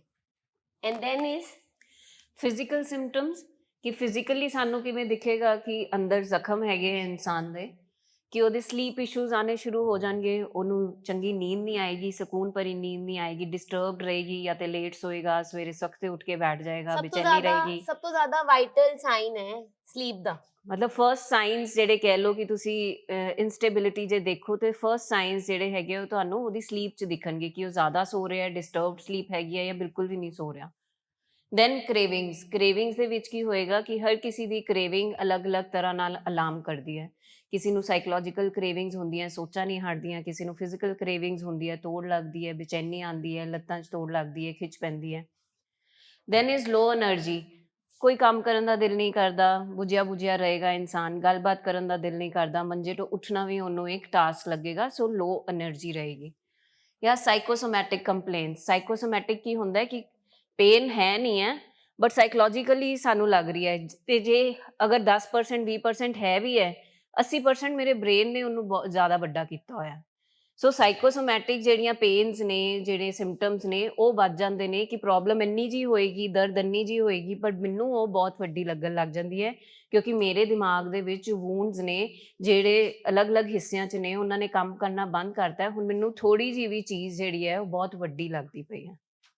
ਅਸੀਂ ਕਹਿੰਦੇ ਹਾਂ ਕਿ ਸਾਡੀ ਟੋਲਰੈਂਸ ਟੂਵਰਡਸ ਪੇਨ ਘਟ ਜਾਂਦੀ ਹੈ ਔਰ ਜਿਹੜੀ ਸਾਡੀ ਫੀਲਿੰਗ ਟੂਵਰਡਸ ਪੇਨ ਹੈ ਉਹ ਵੱਧ ਜਾਂਦੀ ਹੈ ਬਹੁਤ ਜ਼ਿਆਦਾ। ਅਸੀਂ ਟੋਲਰੇਟ ਨਹੀਂ ਕਰ ਪਾਉਂਦੇ ਔਰ ਸਾਈਕੋਸੋਮੈਟਿਕ ਕੰਪਲੇਂਟਸ ਅਕਸਰ ਨਜ਼ਰ ਆਉਂਦੀ ਹੈ। Loved ones when they are into addiction, ਉਹ ਹਮੇਸ਼ਾ ਪਲੀਡ ਕਰਦੇ ਆ ਫੈਮਿਲੀ ਨੂੰ, ਮੇਰੀ ਜਾਨ ਨਿਕਲ ਰਹੀ ਹੈ। ਜਿਹੜੇ ਅਲਕੋਹਲਿਕਸ ਹੈ ਉਹ ਪਲੀਡ ਕਰਦੇ ਹੈ, ਬੜੀ ਘਬਰਾਹਟ ਹੋ ਰਹੀ ਹੈ, ਬੜੀ ਬੇਚੈਨੀ ਹੋ ਰਹੀ ਹੈ, ਇੱਕ ਘੁੱਟ ਪੀ ਲੈਣ ਦਿਓ, ਥੋੜਾ ਜਿਹਾ ਪੀ ਲੈਣ ਦਿਓ, ਇਸ ਤੋਂ ਬਾਅਦ ਮੈਂ ਕਦੀ ਨਹੀਂ ਪੀਵਾਂਗਾ। ਦ ਅਦਰ ਡਰੱਗਸ ਵਾਲੇ ਜਿਹੜੇ ਪੇਸ਼ੈਂਟਸ ਹੈ, ਲਵਡ ਵਨਸ ਹੈ, ਉਹ ਵੀ ਇਹੀ ਕਹਿੰਦੇ ਤੁਹਾਨੂੰ ਨਹੀਂ ਪਤਾ ਮੈਂ ਕਿੰਨਾ ਔਖਾ ਹੋਇਆ ਔਰ ਕਈ ਵਾਰੀ ਫੈਮਿਲੀ ਦੀ ਬੇਬਸੀ ਇੰਨੀ ਹੁੰਦੀ ਹੈ ਤੇ ਫੈਮਿਲੀ ਕਹਿੰਦੀ ਹੈ ਅੱਛਾ ਚੱਲ ਠੀਕ ਹੈ ਜ਼ਿਆਦਾ ਨਾ ਕਰ ਤੂੰ ਥੋੜਾ ਜਿਹਾ ਕਰ ਲੈ ਤਾਂ ਸੌਖਾ ਹੋ ਜਾਏ ਥੋੜਾ, ਕਿਉਂਕਿ ਫੈਮਿਲੀ ਦੇਖ ਨਹੀਂ ਪਾਉਂਦੀ ਨਾ ਉਹ ਵਾਲੀ ਪੇਨ ਨੂੰ। ਸੋ ਵੀ ਨੀਡ ਟੂ ਅੰਡਰਸਟੈਂਡ ਜਦੋਂ ਫਿਜ਼ੀਕਲੀ ਪੇਸ਼ੈਂਟ ਕੋਈ ਕੰਪਲੇਂਟਸ ਕਰ ਰਿਹਾ, ਨੀਂਦ ਨਹੀਂ ਆ ਰਹੀ, डिफिकल्टीज है, so there is something wrong, ਉਹਦੀ ਬਾਇਓਕੈਮਿਸਟਰੀ ਥੋੜੀ ਜੀ ਕੁਝ ਗੜਬੜ ਹੋ ਰਹੀ ਹੈ and these are signs and symptoms ਜਿੱਤੋਂ ਪਤਾ ਲੱਗਦਾ ਹੈ ਕਿ there is a wound in the brain and we need to sort it out। ਹਾਂਜੀ ਦ ਲਾਈਫ, ਹੁਣ ਅੱਗੇ ਇਹਦੇ ਵੱਧਦੇ ਹੋਏ ਅਸੀਂ ਗੱਲ ਕਰਦੇ ਹਾਂ the life of families living with wounded brain, ਕਿ ਜਿਹੜੀ ਜ਼ਿੰਦਗੀ ਸਾਡੀ ਜਿਹੜੇ ਪੇਸ਼ੈਂਟਸ ਨੇ ਲਵਡ ਵਨਸ ਦੇ, ਉਹਨਾਂ ਦੀ ਫੈਮਲੀ ਦੇ ਵਿੱਚ ਜਿਹੜੇ ਵੂਨਡਸ ਨੇ ਉਹ ਕਿੱਦਾਂ ਅਸਰ ਕਰਦੇ ਹੈ, ਜਾਂ ਉਹ ਕਿੱਦਾਂ ਪੈਦਾ ਹੁੰਦੇ ਹੈ, ਜਾਂ ਉਹਨਾਂ ਦਾ ਕਿਵੇਂ ਸਾਨੂੰ ਫੈਮਲੀਜ਼ ਦੇ ਵਿੱਚ ਵੀ ਜਿਹੜਾ ਇੰਪੈਕਟ ਹੈ ਉਹ ਨਜ਼ਰ ਆਉਂਦਾ ਹੈ। Addiction wounds the family system, not only the patient, ਕਿ ਸਿਰਫ ਉਹ ਪੇਸ਼ੈਂਟ ਤੱਕ ਸੀਮਿਤ ਨਹੀਂ ਰਹਿੰਦਾ, ਉਹ ਜਿਹੜਾ ਵੂਨਡ ਹੈ, ਉਹਦੀ ਪੇਨ ਹੈ ਜਾਂ ਉਹਦਾ ਜਿਹੜੀ ਡੈਪਥ ਹੈ, ਉਹ ਸਾਡੀ ਫੈਮਲੀਜ਼ ਦੇ ਵਿੱਚ ਵੀ ਨਜ਼ਰ ਆਉਂਦੀਆਂ ਨੇ। ਕਿਵੇਂ ਨਜ਼ਰ ਆਉਂਦੀ ਹੈ? ਸਭ ਤੋਂ ਪਹਿਲੇ ਇਜ਼ ਇਮੋਸ਼ਨਲ ਟਰਾਮਾ। ਫੈਮਲੀ ਦਾ ਜਿਹੜਾ ਐਕਸਪੀਰੀਅੰਸ ਹੈ, ਠੀਕ ਹੈ, ਇਮੋਸ਼ਨਲ ਟਰਾਮਾ, ਕਿਉਂਕਿ ਇੰਨੇ ਸਾਲਾਂ ਤੋਂ ਉਹ ਜੱਦੋ ਜਹਿਦ ਕਰ ਰਹੀ ਹੈ ਆਪਣੇ ਲਵਡ ਵਨ ਨੂੰ ਇਸ ਬਿਮਾਰੀ ਤੋਂ ਬਾਹਰ ਕੱਢਣ 'ਚ, ਠੀਕ ਹੈ, ਕਿ ਜਿਹਦੇ ਵਿੱਚ ਉਹ ਰੋਜ਼ ਆਪਣੇ ਲਵਡ ਵਨ ਨੂੰ ਤਿਨਕਾ ਤਿਨਕਾ ਕਰਕੇ ਮਰਦਾ ਦੇਖ ਰਹੀ ਹੈ, ਜਾਂ ਬੇਬਸ ਦੇਖ ਰਹੀ ਹੈ, ਲਾਚਾਰ ਦੇਖ ਰਹੀ ਹੈ, ਕਦੀ ਗੁੱਸਾ ਆਉਂਦਾ ਹੈ, ਕਦੀ ਪਿਆਰ ਆਉਂਦਾ ਹੈ। ਸੋ ਬੜੇ ਹੀ ਸਾਲਾਂ ਦਾ ਇੱਕ ਇਮੋਸ਼ਨਲ ਟਰਾਮਾ ਸਾਡੇ ਅੰਦਰ ਚੱਲ ਰਿਹਾ ਕਿ ਨਹੀਂ ਚੱਲ ਰਿਹਾ? ਮੈਂ ਫੈਮਲੀਜ਼ ਤੋਂ ਪੁੱਛਣਾ ਚਾਹਾਂਗੀ ਕਿ ਜਦੋਂ ਤੁਸੀਂ ਆਪਣੇ ਬੱਚਿਆਂ ਨੂੰ, ਆਪਣੇ ਭਰਾ ਨੂੰ, ਆਪਣੇ ਫਾਦਰ ਨੂੰ, ਸਭ ਨੂੰ ਦੇਖਿਆ ਇਸ ਬਿਮਾਰੀ ਦੇ ਵਿੱਚ, ਤਾਂ ਤੁਸੀਂ ਉਹ ਵੀ ਸਟੇਟ ਦੇਖੀ ਹੈ ਜਦੋਂ ਉਹ ਬਿਲਕੁਲ ਠੀਕ ਸੀਗੇ, ਜਦ ਸਾਰੇ ਕੰਮ ਕਰ ਰਹੇ ਸੀ, ਰਿਸਪੌਂਸਿਬਿਲਿਟੀਜ਼ ਲੈ ਰਹੇ ਸੀ, ਪਰ ਜਦੋਂ ਇਹ ਬਿਮਾਰੀ ਆਈ ਤੁਸੀਂ ਇੱਕ ਇੱਕ ਦਿਨ ਕਰਕੇ ਉਹਨਾਂ ਨੂੰ ਡਿਟੀਰੀਓਰੇਟ ਜਦੋਂ ਹੁੰਦੇ ਦੇਖਿਆ, ਤੇ ਉਹਨਾਂ ਨਾਲ ਤੁਸੀਂ ਵੀ ਤੇ ਸਫਰ ਕੀਤਾ। ਸੋ ਉਹ ਇਮੋਸ਼ਨਲ ਟਰਾਮਾ ਜਿਹੜਾ ਹੈਗਾ ਸਾਲੋ ਸਾਲ ਜਿਹੜਾ ਹੈ ਉਹ ਤੁਹਾਨੂੰ ਵੀ ਵੂਨਡਡ ਕਰ ਦਿੰਦਾ ਫੈਮਲੀ ਨੂੰ। ਕ੍ਰੋਨਿਕ ਫੀਅਰ, ਹਰ ਟਾਈਮ ਡਰ ਰਹਿੰਦਾ ਹੈ ਕਿ ਮੈਂ ਇਹਨੂੰ ਖੋ ਨਾ ਦੇਵਾਂ, ਇਹਦੀ ਜਾਨ ਨਾ ਚਲੇ ਜਾਏ। ਅਸੀਂ ਰਾਤ ਪਰ ਸੌਂਦੇ ਨਹੀਂ, ਉੱਠ ਕੇ ਦੇਖਦੇ ਹਾਂ, ਬਾਰ ਕਾਲ ਕਰਦੇ ਹਾਂ। ਸੋ ਇੱਕ ਕ੍ਰੋਨਿਕ ਫੀਅਰ, ਅਸੀਂ ਕਹਿੰਦੇ ਹਾਂ ਬਿਮਾਰੀ ਜਿਹੜੀ ਹੈ ਕ੍ਰੋਨਿਕ ਹੈ, ਹਨਾ, ਬਿਮਾਰੀ ਤੇ ਉਹਨਾਂ ਨੂੰ ਲੱਗੀ ਹੈ, ਇੱਕ ਕ੍ਰੋਨਿਕ ਬਿਮਾਰੀ ਹੈ, ਬਟ ਮੇਰੇ ਅੰਦਰ ਕ੍ਰੋਨਿਕ ਕੀ ਚੱਲ ਰਿਹਾ? ਫੀਅਰ ਮਤਲਬ ਸਾਲੋ ਸਾਲ ਦਾ ਫੀਅਰ ਚੱਲ ਰਿਹਾ। ਇੱਕ ਤੇ ਡਰ ਹੋ ਗਿਆ ਕਿ ਐਗਜ਼ਾਮ ਹੈ ਕੱਲ, ਥੋੜੀ ਦੇਰ ਦਾ ਡਰ ਹੈ, ਉਹ ਡਰ ਖਤਮ ਹੋ ਗਿਆ, ਪਰ ਮੇਰੇ ਅੰਦਰ ਤੇ ਡਰ ਸਾਲੋ ਸਾਲ ਚੱਲ ਰਿਹਾ। ਉੱਠਦੇ ਜਾਗਦੇ ਸੌਂਦੇ ਰੋਟੀ ਖਾਂਦੇ ਮੈਨੂੰ ਬਸ ਇੱਕੋ ਤਾਕ ਲੱਗੀ ਹੋਈ ਹੈ ਬੈਕ ਆਫ ਦ ਮਾਈਂਡ। ਮੈਂ ਭਾਵੇਂ ਸਾਹਮਣੇ ਹੱਸ ਰਹੀ ਹਾਂ ਫੰਕਸ਼ਨ 'ਚ, but back of the mind ਮੇਰੇ ਕੀ ਚੱਲ ਰਿਹਾ ਕਿ ਮੇਰਾ ਲਵਡ ਵਨ ਕੀ ਕਰ ਰਿਹਾ, ਉਹ ਠੀਕ ਹੋਏਗਾ ਕਿ ਨਹੀਂ ਹੋਏਗਾ, ਉਹ ਬਾਹਰ ਗਿਆ ਉਹ ਠੀਕ ਆਏਗਾ ਕਿ ਨਹੀਂ ਆਏਗਾ, ਉਹਨੇ ਫੋਨ ਨਹੀਂ ਚੁੱਕਿਆ, ਉਹਦਾ ਫੋਨ ਆਫ ਹੈ, ਸਭ ਕੁਝ ਠੀਕ ਹੈ ਕਿ ਨਹੀਂ ਹੈ। ਸੋ ਇੱਕ ਕੌਨਸਟੈਂਟ ਕ੍ਰੋਨਿਕ ਫੇਅਰ ਚੱਲਦਾ ਆ ਰਿਹਾ। ਅਨਸਰਟੇਨਿਟੀ ਦਾ ਮਤਲਬ ਹੈ ਕਿ ਕੁਛ ਅਜੇ ਸਾਨੂੰ ਡਿਸਾਈਸਿਵ ਕੁਛ ਨਹੀਂ ਪਤਾ ਕਿ ਕੱਲ ਨੂੰ ਕੀ ਹੋਣਾ। ਅਨਸਰਟੇਨਿਟੀ ਹੈ ਕਿ ਕੱਲ ਨੂੰ ਪਤਾ ਨਹੀਂ ਇਹ ਜ਼ਿੰਦਾ ਰਹੇਗਾ ਵੀ ਕਿ ਨਹੀਂ ਰਹੇਗਾ, ਠੀਕ ਹੈ, ਕੱਲ ਨੂੰ ਪਤਾ ਨਹੀਂ ਕੋਈ ਪਰਚਾ ਨਾ ਹੋ ਜਾਏ, ਕੱਲ ਨੂੰ ਪਤਾ ਨਹੀਂ ਇਹਨੂੰ ਕੋਈ ਚੁੱਕੇ ਨਾ ਲੈ ਜਾਏ, ਕੋਈ ਐਕਸੀਡੈਂਟ ਨਾ ਹੋ ਜਾਏ। ਸੋ ਹਮੇਸ਼ਾ ਇੱਕ ਅਨਸਰਟੇਨਿਟੀ ਵਾਲੀ ਸਿਚੁਏਸ਼ਨ ਰਹਿੰਦੀ ਹੈ। ਸ਼ੇਮ, ਹੈਲਪਲੈਸਨੈਸ। ਸ਼ੇਮ ਮਤਲਬ ਸ਼ਰਮਿੰਦਗੀ। ਅਸੀਂ ਕੀ ਹੈ ਆਪਣੀ ਇੱਕ ਸਪਾਇਰਲ ਦੇ ਵਿੱਚ, ਡਾਊਨ ਸਪਾਇਰਲ ਦੇ ਵਿੱਚ ਜਾਂਦੇ ਰਹਿੰਦੇ ਹਾਂ। ਸ਼ਰਮਿੰਦਗੀ ਇਸ ਬਿਮਾਰੀ ਦੇ ਨਾਲ ਇੰਨੀ ਆਉਂਦੀ ਹੈ ਕਿ ਅਸੀਂ ਵੀ ਚੁੱਪ ਹੋ ਜਾਂਦੇ ਹਾਂ, ਗੱਲ ਨਹੀਂ ਕਰ ਪਾਉਂਦੇ, ਹੈਲਪਲੈਸ ਫੀਲ ਕਰਦੇ ਹਾਂ, ਕਿ ਲਾਚਾਰ ਫੀਲ ਕਰਦੇ ਹਾਂ, ਹੁਣ ਮੈਂ ਕਿਹਦੇ ਨਾਲ ਗੱਲ ਕਰਾਂ, ਕਿਉਂਕਿ ਮੇਰੇ ਅੰਦਰ ਇਸ ਬਿਮਾਰੀ ਨੇ ਸ਼ਰਮ ਹੀ ਇੰਨੀ ਪੈਦਾ ਕਰ ਦਿੱਤੀ ਹੈ। Emotional exhaustion, grief of losing the person they love. Emotional ਐਗਜ਼ੌਸ਼ਨ ਮਤਲਬ ਇਹ ਵੀ ਤਾਂ ਇੱਕ ਤਰ੍ਹਾਂ ਦੀ ਥਕਾਵਟ ਹੀ ਹੈ ਨਾ। ਇੱਕ ਫਿਜ਼ੀਕਲ ਥਕਾਵਟ ਹੁੰਦੀ ਹੈ ਕਿ ਮੈਂ 24 ਘੰਟੇ ਕੰਮ ਕਰ ਰਹੀ ਹਾਂ ਤੇ ਮੈਨੂੰ ਫਿਜ਼ੀਕਲ ਐਗਜ਼ੌਸ਼ਨ ਹੋ ਗਈ। ਇਮੋਸ਼ਨਲ ਐਗਜ਼ੌਸ਼ਨ ਦਾ ਕੀ ਮਤਲਬ ਹੈ ਕਿ ਇਮੋਸ਼ਨਲੀ ਮੈਂ ਇੰਨੀ ਡਰੇਨ ਹੋ ਗਈ ਕਿ ਇੱਕ ਬੰਦੇ ਦਾ ਤਾਰੋ ਮਦਾਰ ਸਾਰਾ ਮੈਂ ਸੋਚ ਰਹੀ ਹਾਂ ਕਿ ਇਹ ਖੁਸ਼ ਰਹੇ, ਇਹਨੂੰ ਕ੍ਰੇਵਿੰਗ ਨਾ ਹੋਏ, ਇਹਨੇ ਠੀਕ ਟਾਈਮ ਤੇ ਖਾਧਾ ਹੈ, ਸੁੱਤਾ ਹੈ ਕਿ ਨਹੀਂ, ਮੈਂ ਆਪਣਾ ਆਪ ਪੂਰਾ ਨਛਾਵਰ ਕਰਤਾ। ਤੇ ਹੁਣ ਮੈਂ ਤੇ ਐਗਜ਼ੌਸਟ ਹੋਣਾ ਹੀ ਹੈ ਨਾ, ਕਿ ਮੈਂ ਆਪਣੀ એનર્ਜੀ, ਆਪਣੀ ਚਾਰਜਿੰਗ ਸਾਰੀ ਦੂਸਰੇ ਇਨਸਾਨ ਨੂੰ ਦੇਤੀ ਤੇ ਮੇਰੀ ਤੇ ਐਗਜ਼ੌਸ਼ਨ ਬਣਦੀ ਹੈ। Family trauma, addiction is a family disease. Everyone suffers, not just the user. ਜਿਹੜਾ ਸਾਰੀ ਫੈਮਿਲੀ ਸਫਰ ਕਰਦੀ ਹੈ, ਇਹ ਸਾਡੇ ਲਵਡ ਵਨਸ ਨੂੰ ਭੁਲੇਖਾ ਹੁੰਦਾ ਕਿ ਮੈਂ ਹੀ ਨਸ਼ਾ ਕੀਤਾ ਹੈ, ਉਹ ਅੰਨਾ ਕਿਉਂ ਕਰ ਰਿਹਾ, ਉਹਨਾਂ ਨੂੰ ਕੀ ਪਈ ਹੈ, ਮੇਰੀ ਲਾਈਫ ਹੈ। ਬਟ ਇੱਥੇ ਅਸੀਂ ਦੱਸਣਾ ਚਾਹਾਂਗੇ ਕਿ ਇਹ ਜਿਹੜੀ ਅਸੀਂ ਸਟੇਟਮੈਂਟਸ ਯੂਜ਼ ਕਰਦੇ ਹਾਂ, ਮੇਰੀ ਲਾਈਫ ਹੈ, ਮੇਰਾ ਪੈਸਾ ਹੈ, ਨਾ ਚਾਹੁੰਦੇ ਹੋਏ ਵੀ ਸਾਡੇ ਆਸ-ਪਾਸ ਜਿਹੜੇ ਹੈਗੇ ਆ ਨਾ 10-12 ਜਾਣੇ ਜਿਹੜੇ ਬਹੁਤ ਹੀ ਜ਼ਿਆਦਾ ਅਟੈਚ ਹੁੰਦੇ ਨੇ, ਉਹਨਾਂ ਦੀ ਲਾਈਫ ਤੇ ਅਸੀਂ ਜਾਣੇ ਅਣਜਾਣੇ 'ਚ ਨਾ ਚਾਹੁੰਦੇ ਹੋਏ ਵੀ ਇਫੈਕਟ ਕਰ ਹੀ ਲੈਂਦੇ ਹਾਂ ਇਸ ਬਿਮਾਰੀ ਦੇ ਵਿੱਚ। So it is a family disease. ਹੁਣ ਇਹ ਫੈਮਿਲੀ ਡਿਜ਼ੀਜ਼ ਕਿਉਂ ਕਹੀ ਜਾਂਦੀ ਹੈ? ਕਿਉਂਕਿ it is said that addiction is primary, chronic progressive and fatal disease. fatal ਮਤਲਬ ਘਾਤਕ, ਜਾਨਲੇਵਾ।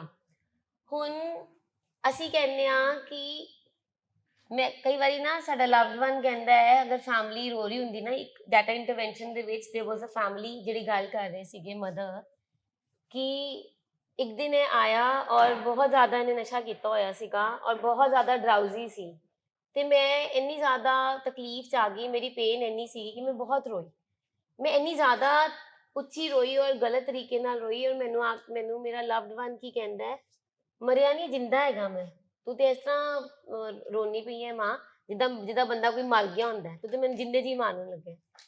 ਤੋ ਮਦਰ ਸੈਡ ਕਿ ਉਹ ਇਹਦੀ ਸਟੇਟਮੈਂਟ ਮੈਨੂੰ ਇੰਨੀ ਜ਼ਿਆਦਾ ਤਕਲੀਫ ਦਿੱਤੀ, ਇੰਨੀ ਜ਼ਿਆਦਾ ਮੈਨੂੰ ਪੇਨ ਦਿੱਤੀ ਕਿ ਇਹਨੂੰ ਇਹ ਵੀ ਨਹੀਂ ਸਮਝ ਆ ਰਹੀ ਕਿ ਮੈਂ ਰੋਜ਼ ਮਰ ਰਹੀ ਹਾਂ। ਮੈਂ ਇਸ ਕਰਕੇ ਨਹੀਂ ਮੈਂ ਰੋ ਰਹੀ ਹਾਂ ਕਿ ਤੂੰ ਇੰਟੌਕਸੀਕੇਟਿਡ ਹੋ ਕੇ ਆਇਆ, ਮੈਂ ਇਸ ਕਰਕੇ ਰੋ ਰਹੀ ਹਾਂ ਕਿ ਪਿਛਲੇ 5 ਸਾਲ ਤੋਂ ਮੈਂ ਰੋਜ਼ ਦੇਖਦੀ ਹਾਂ, ਰੋਜ਼ ਵੇਟ ਕਰਦੀ ਹਾਂ, ਰੋਜ਼ ਉਡੀਕ ਕਰਦੀ ਹਾਂ ਕਦੋਂ ਮੇਰਾ ਬੱਚਾ ਸਹੀ ਸਲਾਮਤ ਸਾਵਾਂ ਦੇ ਵਿੱਚ ਵਾਪਸ ਆ ਜਾਏ। ਤੇ ਜਿਹੜੀ ਇਹ ਫੇਟਲ ਹੈ, ਫੇਟਲ ਉਸ ਦਿਨ ਨਹੀਂ ਹੁੰਦੀ ਜਿਸ ਦਿਨ ਮੌਤ ਹੋ ਜਾਂਦੀ ਹੈ।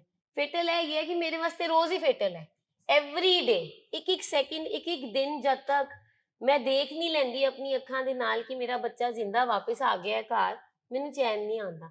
ਸੋ this was in one of the data intervention. ਜਿਹੜੀ ਇਹ ਗੱਲ ਕੀਤੀ ਜਾ ਰਹੀ ਹੈ, ਜਿਹੜਾ ਵੂੰਡ ਹੈ ਫੈਮਿਲੀ ਦਾ, ਡੀਪ ਵੂੰਡ ਹੈ ਉਹਨਾਂ ਦੇ ਬ੍ਰੇਨ ਦੇ ਵਿੱਚ, ਇੰਨਾ ਫੇਅਰ, ਇੰਨੀ ਅਨਸਰਟਨਟੀ ਹੈ ਕਿ ਪਤਾ ਨਹੀਂ ਕੀ ਹੋ ਜਾਣਾ, ਪਤਾ ਨਹੀਂ ਠੀਕ ਵੀ ਹੋਏਗਾ ਕਿ ਨਹੀਂ ਹੋਏਗਾ। ਸੋ ਦਿਸ ਇਜ਼ ਡੀਪਲੀ ਇੰਪੈਂਡਡ। ਉਹਨੂੰ ਜਦ ਤੱਕ ਅਸੀਂ ਠੀਕ ਨਹੀਂ ਕਰਾਂਗੇ, ਹੀਲ ਨਹੀਂ ਕਰਾਂਗੇ, ਅਸੀਂ ਸ਼ਾਇਦ ਅੱਗੇ ਨਹੀਂ ਵਧ ਪਾਵਾਂਗੇ। Then role changes in the family. ਜਿਹੜੀ ਫੈਮਿਲੀ, ਜਿਹੜੇ ਸਾਡੇ ਮਾਂ-ਬਾਪ ਸਾਨੂੰ ਬਹੁਤ ਪਿਆਰ ਕਰਦੇ ਸੀ, ਮੇਰਾ ਪਿਆਰਾ ਬੇਟਾ ਰਾਜ ਦੁਲਾਰ ਕਰਦੇ ਸੀ, ਉਹ ਹੁਣ ਕੀ ਕਰਨ ਲੱਗ ਪੈਂਦੀ ਹੈ, ਉਹਨਾਂ ਦੇ ਵੂੰਡਸ ਕੀ ਕਰਾਉਂਦੇ ਹੈ। Number 1 is fixer. The family becomes the fixer, try to control, rescue or manage everything. ਜਾਂ ਤੇ ਫੈਮਿਲੀ ਫਿਕਸ ਕਰਦੀ ਰਹਿੰਦੀ ਹੈ ਸਾਰੀਆਂ ਚੀਜ਼ਾਂ, ਹਰ ਚੀਜ਼ਾਂ ਨੂੰ ਮੈਨੇਜ ਕਰਦੀ ਰਹਿੰਦੀ ਹੈ। ਸਭ ਤੋਂ ਪਹਿਲੇ ਬਿਮਾਰੀ ਸਾਡੇ ਲਵਡ ਵਨ ਚ ਆਉਂਦੀ ਹੈ ਤੇ ਝੂਠ ਬੁਲਵਾਉਂਦੀ ਹੈ, ਫਿਰ ਉਹ ਬਿਮਾਰੀ ਫੈਮਿਲੀ ਕੋਲੋਂ ਝੂਠ ਬੁਲਵਾਉਂਦੀ ਹੈ, ਫੈਮਿਲੀ ਫਿਕਸ ਕਰਨ ਲੱਗ ਪੈਂਦੀ ਹੈ।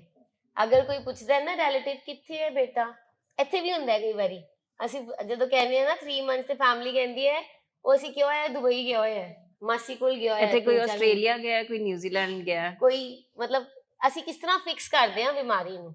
ਅਸੀਂ ਵੀ ਬਿਮਾਰੀ ਨੂੰ ਲੁਕਾਉਣ ਵਾਸਤੇ ਕਿੰਨੇ ਝੂਠ ਬੋਲਦੇ ਹਾਂ। ਜੇ ਕੋਈ ਕੇਸ ਹੋ ਗਿਆ ਉੱਥੇ ਫਿਕਸ ਕਰਤਾ, ਜੇ ਸਕੂਲ ਕਾਲਜ ਦੇ ਵਿੱਚ ਅਟੈਂਡੈਂਸ ਘੱਟ ਹੋ ਗਈ, ਜੌਬ ਦੇ ਵਿੱਚ ਕੋਈ ਪ੍ਰੋਬਲਮ ਹੋ ਗਈ, ਉੱਥੇ ਫਿਕਸ ਕਰਤਾ। ਅਸੀਂ ਫਿਕਸ ਕਰਦੇ ਰਹਿੰਦੇ ਹਾਂ, ਬਸ ਅਸੀਂ ਚੀਜ਼ਾਂ ਨੂੰ ਬਸ ਮੈਨੇਜ ਹੀ ਕਰਦੇ ਰਹਿੰਦੇ ਹਾਂ, ਇਸ ਤਰ੍ਹਾਂ ਨਹੀਂ, ਇਸ ਤਰ੍ਹਾਂ, ਇਸ ਤਰ੍ਹਾਂ ਨਹੀਂ, ਇਸ ਤਰ੍ਹਾਂ।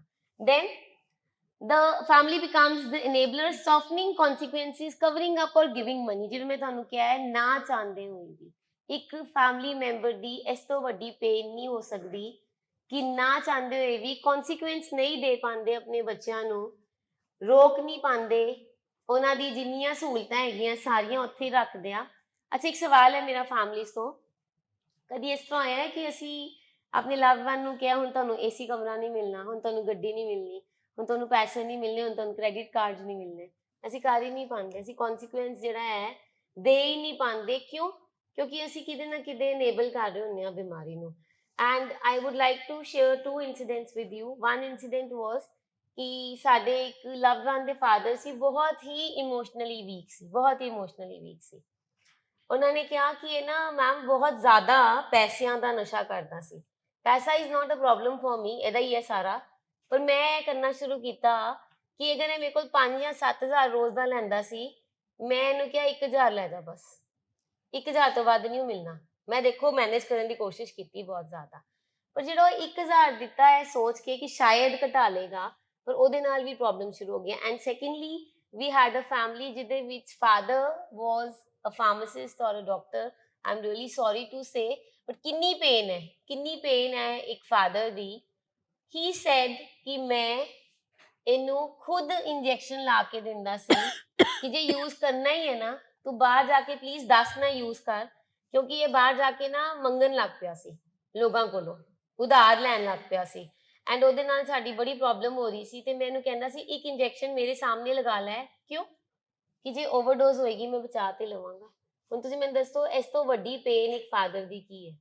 ਇੱਕ ਫਾਦਰ ਇਸ ਤੋਂ ਜ਼ਿਆਦਾ ਵੂੰਡਡ ਕਿੰਨਾ ਕੁ ਹੋਏਗਾ ਜਿਹੜਾ ਇੰਨਾ ਮਜਬੂਰ ਹੋ ਗਿਆ ਹੈ ਕਿ ਤੂੰ ਮੇਰੇ ਸਾਹਮਣੇ ਲਗਾ ਲੈ। And you know what the patient was saying at that time, patient कहता मैम ये तो कंट्रोल ही करते रहे, मुझे मजा खा खाया मुझे नशा करने का, हर वक्त तो खुद लाके नशा देते थे कर ले, उससे थोड़ी मजा आता था।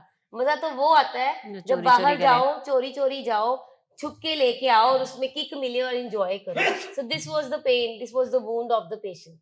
अब आप बताओ कि किस तरीके से हम एनेबलर बन जाते हैं ना चाहते हुए। कोई पेरेंट्स नहीं चाहता कि उनका बच्चा कंटिन्यू करता रहे, बट उनको शायद तरीका नहीं आता, वो अपने तरीके से मैनेज करते रहते हैं। Then is the detective checking phones, pockets, behaviours, life. ਅਸੀਂ ਵੀ CID ਤੇ ਲੱਗ ਜਾਂਦੇ ਆ, ਟਰੈਕਰ ਲਗਾ ਦਿੰਦੇ ਆ, ਡਿਟੈਕਟ ਕਰਦੇ ਰਹਿੰਦੇ ਆ, ਫਰੈਂਡਸ ਨੂੰ ਕਾਲ ਕਰਦੇ ਰਹਿੰਦੇ ਆ, ਦੱਸਦੇ ਕਿੱਥੇ ਆਇਆ ਸੀ, ਕਿੱਥੇ ਗਿਆ ਸੀ, ਫਿਰ ਹਮ ਆ ਕੇ ਪੁੱਛਦੇ ਪਤਾ ਮੈਨੂੰ ਕਿੱਥੇ ਹੋ ਕੇ ਆਇਆ ਤੂੰ, ਮੈਨੂੰ ਸਾਰਾ ਪਤਾ ਹੈ। ਸੋ ਉਹ ਅਸੀਂ ਫਿਰ ਡਿਟੈਕਟਿਵ ਵਾਲੇ ਜ਼ੋਨ ਦੇ ਵਿੱਚ ਚਲੇ ਜਾਂਦੇ ਆ, ਆਪਣੇ ਆਪਣੇ ਤਰੀਕੇ, ਸਾਡੇ ਰੋਲ ਹੀ ਚੇਂਜ ਹੋ ਜਾਂਦੇ ਆ। ਅਸੀਂ ਉਹ ਸਭ ਕੁਝ ਕਰਦੇ ਆ ਪਰ ਉਹ ਨਹੀਂ ਕਰਦੇ ਜੋ ਕਰਨਾ ਚਾਹੀਦਾ। ਵੀ ਡੂ ਐਵਰੀਥਿੰਗ, ਅਸੀਂ ਚੈੱਕ ਕਰਦੇ ਹਾਂ, ਡਿਟੈਕਟ ਕਰ ਲੈਂਦੇ ਹਾਂ, CID ਕਰ ਲੈਂਦੇ ਹਾਂ, ਜਿਹੜਾ ਟ੍ਰੀਟਮੈਂਟ 'ਚ ਲੈ ਕੇ ਆਉਣਾ ਬਸ ਅਸੀਂ ਉਹ ਨਹੀਂ ਲਿਆ ਪਾਉਂਦੇ, ਉਹਦੇ ਵਾਸਤੇ ਸਾਡੀ ਦੇਰੀ ਹੋ ਜਾਂਦੀ ਹੈ। then the angry judge reacting with anger or punishment after repeated disappointed। ਅਸੀਂ ਇੰਨੇ ਜ਼ਿਆਦਾ ਐਗਰੈਸਿਵ ਹੁੰਦੇ ਆ, ਪ੍ਰੋਵੋਕਿੰਗ ਹੁੰਦੇ ਆ, ਹੁਣ ਤੂੰ ਨਿਕਲ ਜਾ ਘਰੋਂ, ਹੁਣ ਕੁਝ ਨਹੀਂ ਮਿਲਣਾ ਤੈਨੂੰ, ਤੇਰਾ ਮੇਰੀ ਜਾਇਦਾਦ 'ਚ ਕੋਈ ਹਿੱਸਾ ਨਹੀਂ। ਅਸੀਂ ਬਸ ਇਸ ਤਰ੍ਹਾਂ ਵਾਲੇ ਉਹਦੇ ਵਿੱਚ ਆ ਜਾਂਦੇ ਆ। ਆਈ ਐਮ ਟੈਲਿੰਗ ਯੂ ਨਾ, ਅਸੀਂ ਸਾਰਾ ਕੁਝ ਕਰਦੇ ਆ, ਅਸੀਂ ਗੁੱਸਾ ਵੀ ਕਰ ਲਿਆ, ਅਸੀਂ ਪਿਆਰ ਵੀ ਕਰ ਲਿਆ, ਅਸੀਂ ਇਨੇਬਲਿੰਗ ਵੀ ਕਰ ਲਈ, ਅਸੀਂ ਪ੍ਰੋਵੋਕਿੰਗ ਵੀ ਕਰ ਲਈ, ਅਸੀਂ ਫਿਰ ਸਾਇਲੈਂਟ ਸਫਰਰ ਵੀ ਰਹੇ, ਆਪਣੇ ਅੰਦਰ ਰੱਖਿਆ, ਅਸੀਂ ਉਸ ਪੇਨ ਨੂੰ ਆਪਣੇ ਅੰਦਰ ਰੱਖਿਆ, ਕਦੀ ਜ਼ਾਹਿਰ ਨਹੀਂ ਕੀਤਾ ਕਿ ਬਈ ਜਦੋਂ ਤੂੰ ਨਹੀਂ ਆਉਂਦਾ ਨਾ ਮੇਰੀ ਜਾਨ ਨਿਕਲ ਜਾਂਦੀ ਹੈ, ਜਦੋਂ ਤੂੰ ਕਰਕੇ ਆਉਣਾ ਹੈ ਨਾ ਤੇ ਮੈਨੂੰ ਕਿੰਨੀ ਪੇਨ ਹੁੰਦੀ ਹੈ, ਅਸੀਂ ਕਦੀ ਐਕਸਪਲੇਨ ਨਹੀਂ ਕੀਤਾ। ਅਸੀਂ ਉਹ ਸਾਰੀਆਂ ਚੀਜ਼ਾਂ ਕਰਕੇ ਦੇਖ ਲਈਆਂ ਪਰ ਅਸੀਂ ਟ੍ਰੀਟਮੈਂਟ ਲਈ ਲੇਟ ਹੋ ਗਏ। Then coming to the next ma'am please। the breakdown of family environment। breakdown मतलब कि ਜਦੋਂ ਇਮਾਰਤ ਹੈ, ਹੁਣ family environment ਇੱਕ dynamics ਹੈਗਾ, ਇੱਕ ਇਮਾਰਤ 4 pillars ਤੇ ਜੇ ਖੜੀ ਹੈ, ਉਹ breakdown ਕਿਵੇਂ ਨਜ਼ਰ ਆਉਂਦਾ ਹੈ ਸਾਨੂੰ family dynamics ਦੇ ਵਿੱਚ, family system ਦੇ ਵਿੱਚ। ਟਰਸਟ ਬਿਲਕੁਲ ਹੀ ਕੋਲੈਪਸ ਹੋ ਜਾਂਦਾ ਹੈ। ਮਤਲਬ ਜੇ ਇੱਕ ਬੁਨਿਆਦ ਕਹੀਏ, ਇੱਕ ਫੈਮਿਲੀ ਰਿਲੇਸ਼ਨਸ਼ਿਪ, ਪਰਿਵਾਰ ਇੱਕ ਟਰਸਟ ਦੀ ਬੁਨਿਆਦ ਤੇ ਖੜਾ ਹੁੰਦਾ ਹੈ ਕਿ ਅਸੀਂ ਜੇ 4 ਮੈਂਬਰ ਹੈਗੇ ਆ, ਅਸੀਂ ਬਿਲਕੁਲ ਮਤਲਬ 100% ਟਰਸਟ ਕਰਦੇ ਆ, ਪੈਸਾ ਕਿੱਥੋਂ ਆ ਰਿਹਾ, ਕਿੱਥੇ ਜਾ ਰਿਹਾ, ਜੇ ਖਰਚਾ ਹੋ ਰਿਹਾ ਤੇ ਫੈਮਿਲੀ ਦੀ ਭਲਾਈ ਲਈ ਹੋ ਰਿਹਾ ਹੋਏਗਾ। ਪਰ ਇਸ ਬਿਮਾਰੀ ਦੇ ਵਿੱਚ ਜਿਹੜਾ ਉਹ ਇੱਕ ਪਿੱਲਰ ਹੈਗਾ ਟਰਸਟ, ਇੱਕ ਬੁਨਿਆਦ ਜਿਹੜੀ ਫੈਮਿਲੀ ਦੀ ਫਾਊਂਡੇਸ਼ਨ ਦੀ ਹੁੰਦੀ ਹੈ, ਉਹ ਬਿਲਕੁਲ ਹੀ ਕੋਲੈਪਸ ਮਤਲਬ ਬਿਲਕੁਲ ਢਹਿ ਜਾਂਦੀ ਹੈ। Then communication becomes toxic. ਹੁਣ ਟੌਕਸਿਕ ਕੀ ਹੈ? ਜਦੋਂ ਅਸੀਂ ਕਹਿੰਦੇ ਹਾਂ ਕਿ ਇੱਕ ਬੰਦੇ ਨੂੰ ਅਸੀਂ ਪਿਆਰ ਵੀ ਨਹੀਂ ਕਰ ਰਹੇ ਤੇ ਕੰਪਲੀਟਲੀ ਨਫ਼ਰਤ ਵੀ ਨਹੀਂ ਕਰ ਰਹੇ, ਉਹ ਟੌਕਸਿਸਿਟੀ ਹੋ ਗਈ, ਜ਼ਹਿਰੀਲੀ ਅਸੀਂ ਕਹਿੰਦੇ ਹਾਂ। ਟੌਕਸਿਕ ਮਤਲਬ ਟੌਕਸਿਸਿਟੀ ਹੋ ਗਈ ਹੈ, ਜ਼ਹਿਰ ਵਾਂਗੂ। ਸਾਨੂੰ ਇੱਕ ਬੰਦਾ ਇੱਕ ਟਾਈਮ ਤੇ ਜ਼ਹਿਰ ਲੱਗਣ ਲੱਗ ਗਿਆ, ਪਰ ਇੱਕ ਟਾਈਮ ਤੇ ਸਾਨੂੰ ਉਹਦੇ ਤੇ ਤਰਸ ਤੇ ਪਿਆਰ ਵੀ ਬਹੁਤ ਆ ਰਿਹਾ ਹੈ। ਸੋ ਸਾਡਾ ਲਵ ਐਂਡ ਹੇਟ ਰਿਲੇਸ਼ਨਸ਼ਿਪਸ ਚੱਲਦੇ ਰਹਿੰਦੇ ਆ, ਸਾਡੇ ਲਵਡ ਵਨਸ ਦੇ ਵੀ, ਤੁਹਾਡੇ ਵਾਸਤੇ ਤੇ ਤੁਹਾਡਾ ਵੀ ਜਿਹੜਾ ਲਵਡ ਵਨਸ ਵਾਸਤੇ ਹੈ, ਲਵ ਐਂਡ ਹੇਟ ਰਿਲੇਸ਼ਨਸ਼ਿਪ ਚੱਲਦਾ ਰਹਿੰਦਾ ਹੈ, ਪਤਾ ਨਹੀਂ ਕਿੰਨੇ ਸਾਲਾਂ ਤੋਂ ਹੀ। ਸਾਨੂੰ ਇੱਕ ਟਾਈਮ ਤੇ ਲੱਗਦਾ ਇਹ ਮਰ ਕਿਉਂ ਨਹੀਂ ਜਾਂਦਾ, ਫਿਰ ਅਗਲੇ ਸਾਲ ਅਸੀਂ ਆਪ ਹੀ ਜਾਂਦੇ ਹਾਂ ਉਹਦੇ ਸਾਹ ਚੈੱਕ ਕਰਨ ਕਿ ਇਹ ਜ਼ਿੰਦਾ ਹੈ ਕਿ ਨਹੀਂ, ਇਹ ਚਲਾ ਗਿਆ ਤੇ ਮੈਂ ਕਿੱਦਾਂ ਰਹਿ ਲੂੰਗੀ। ਠੀਕ ਹੈ। Then fear replaces peace. ਜਿਹੜੀ ਮਤਲਬ ਜਿਹੜੀ ਸਕੂਨ ਭਰੀ ਸ਼ਾਂਤੀ ਹੁੰਦੀ ਹੈ, ਉਹ ਕੀ ਹੁੰਦਾ ਹੈ, ਹਰ ਟਾਈਮ ਕੌਨਸਟੈਂਟ ਕ੍ਰੋਨਿਕ ਫੀਅਰ ਜਿਹੜਾ ਹੈ ਉਹਦਾ ਰੂਪ ਲੈ ਲੈਂਦਾ ਹੈ। ਸਾਡੇ ਪਰਿਵਾਰ ਦੇ ਵਿੱਚ ਹਮੇਸ਼ਾ ਇੱਕ ਡਰ ਵਾਲਾ ਮਾਹੌਲ ਬਣਿਆ ਰਹਿੰਦਾ ਹੈ ਕਿ ਪਤਾ ਨਹੀਂ, ਕਿਉਂਕਿ ਅਨਸਰਟੇਨਿਟੀ ਹੈ, ਜਿਵੇਂ ਪਹਿਲੇ ਵੀ ਗੱਲ ਕੀਤੀ ਸੀ ਕਿ ਪਤਾ ਨਹੀਂ ਇਸ ਪਲ ਤੇ ਸ਼ਾਂਤੀ ਹੈ, ਅਗਲੇ ਪਲ ਕੀ ਹੋਏਗਾ ਸਾਨੂੰ ਨਹੀਂ ਪਤਾ। ਬਾਉਂਡਰੀਜ਼ ਬਲਰ ਹੋ ਜਾਂਦੀ ਹੈ। ਕੋਈ ਵੀ ਕਿਸੇ ਤਰ੍ਹਾਂ ਵੀ ਬੋਲ ਰਿਹਾ ਹੈ, ਉੱਚਾ ਬੋਲ ਰਿਹਾ ਹੈ, ਮਾਂ ਪਿਓ ਨੂੰ ਗਾਲਾਂ ਕੱਢ ਰਿਹਾ ਹੈ, ਬੀਵੀ ਉੱਤੇ ਹੱਥ ਉਠਾ ਰਿਹਾ ਹੈ, ਤਾਂ ਜਿਹੜੀ ਇੱਕ ਮਰਿਆਦਾ, ਕਿਉਂਕਿ ਹਰ ਇੱਕ ਪਰਿਵਾਰ, ਹਰ ਇੱਕ ਰਿਸ਼ਤੇ ਦੀ ਇੱਕ ਮਰਿਆਦਾ ਹੁੰਦੀ ਹੈ, ਉਸ ਮਰਿਆਦਾ 'ਚ ਅਸੀਂ ਰਹੀਏ ਤੇ ਹਰ ਚੀਜ਼ ਵੱਧਦੀ ਫੁੱਲਦੀ ਰਹਿੰਦੀ ਹੈ। ਪਰ ਜੇ ਉਹ ਬਲਰ ਹੋ ਜਾਣ, ਠੀਕ ਹੈ, ਤੇ ਫਿਰ ਉਹਦੇ ਵਿੱਚ ਪ੍ਰੋਬਲਮਸ ਆਉਣੀਆਂ ਸ਼ੁਰੂ ਹੋ ਜਾਂਦੀਆਂ। ਸੋ ਅਸੀਂ ਦੇਖਿਆ ਹੈ ਉਹ ਰਿਸ਼ਤਿਆਂ ਦੇ ਵਿੱਚ, ਉਹ ਪਰਿਵਾਰ ਦੇ ਵਿੱਚ ਜਿਹੜੀ ਇੱਕ ਮਰਿਆਦਾ ਹੁੰਦੀ ਹੈ, ਉਹ ਹੌਲੀ ਹੌਲੀ ਕਰਕੇ ਉਹ ਬਾਂਡ ਟੁੱਟਣਾ ਸ਼ੁਰੂ ਹੋ ਜਾਂਦਾ ਹੈ। ਸਾਨੂੰ ਕੁਝ ਸਮਝ ਨਹੀਂ ਆਉਂਦੀ, ਅਸੀਂ ਆਪਣੀ ਭੈਣ ਨਾਲ, ਆਪਣੇ ਪਿਓ ਨਾਲ, ਆਪਣੀ ਵਾਈਫ ਨਾਲ ਕਿੱਦਾਂ ਬਿਹੇਵ ਕਰ ਰਹੇ ਹਾਂ, ਕੀ ਗੱਲ ਕਰ ਰਹੇ ਹਾਂ, ਬੇਇੱਜ਼ਤੀ ਕਰ ਰਹੇ ਹਾਂ, 4 ਲੋਕਾਂ ਦੇ ਸਾਹਮਣੇ ਕਰ ਰਹੇ ਹਾਂ, ਸਾਨੂੰ ਨਹੀਂ ਸਮਝ ਆਉਂਦੀ। Children become emotionally neglected. Obviously ਇੱਥੇ ਅਸੀਂ ਕਈ ਬੱਚਿਆਂ ਦੀ ਪੇਨ ਜਦੋਂ ਸੁਣਦੇ ਹਾਂ ਤੇ ਉਹ ਬੱਚੇ ਇਹ ਕਹਿੰਦੇ ਕਿ ਅਸੀਂ ਤੇ ਜਦੋਂ ਵੱਡੇ ਹੋ ਰਹੇ ਸੀਗੇ, ਅਸੀਂ ਵੀ ਹੈਵ ਆਲਵੇਜ਼ ਸੀਨ ਕਿ ਸਾਡੇ ਮਦਰ ਜਿਹੜੇ ਉਹ ਫਾਦਰ ਦੀ ਟੇਕ ਕੇਅਰ ਕਰਦੇ ਰਹੇ। ਵੀ ਆਲਵੇਜ਼ ਫੈਲਟ ਵੈਰੀ ਨਿਗਲੈਕਟਡ, ਕਿ ਅਸੀਂ ਆਪ ਹੀ ਵੱਡੇ ਹੋ ਗਏ, ਸਾਡੀ ਪੇਨ, ਸਾਡੇ ਇਮੋਸ਼ਨਸ ਅਸੀਂ ਕਦੀ ਆਪਣੀ ਮਾਂ ਨੂੰ ਦੱਸ ਹੀ ਨਹੀਂ ਪਾਏ, ਬਿਕੋਜ਼ ਜਿਹੜੀ ਮਾਂ ਸੀਗੀ ਉਹ ਹਮੇਸ਼ਾ ਫਾਦਰ ਨੂੰ ਲੈ ਕੇ ਟੈਂਸ ਰਹਿੰਦੀ ਸੀ ਆਲਰੇਡੀ, ਤੇ ਸਾਨੂੰ ਇਹ ਸੀਗਾ ਕਿ ਇਹਨੂੰ ਆਪਣੀ ਪਰੇਸ਼ਾਨੀ ਦੱਸ ਕੇ ਅਸੀਂ ਹੋਰ ਪਰੇਸ਼ਾਨ ਕਿਉਂ ਕਰੀਏ। ਤੇ ਜਿਹੜੇ ਬੱਚੇ ਨੇ ਉਹ ਇਮੋਸ਼ਨਲੀ ਨਿਗਲੈਕਟਡ ਹੀ ਰਹਿੰਦੇ ਆ, ਮਤਲਬ ਐਡਿਕਸ਼ਨ ਫੈਮਲੀਜ਼ ਦੇ ਵਿੱਚ। This is what we have scene.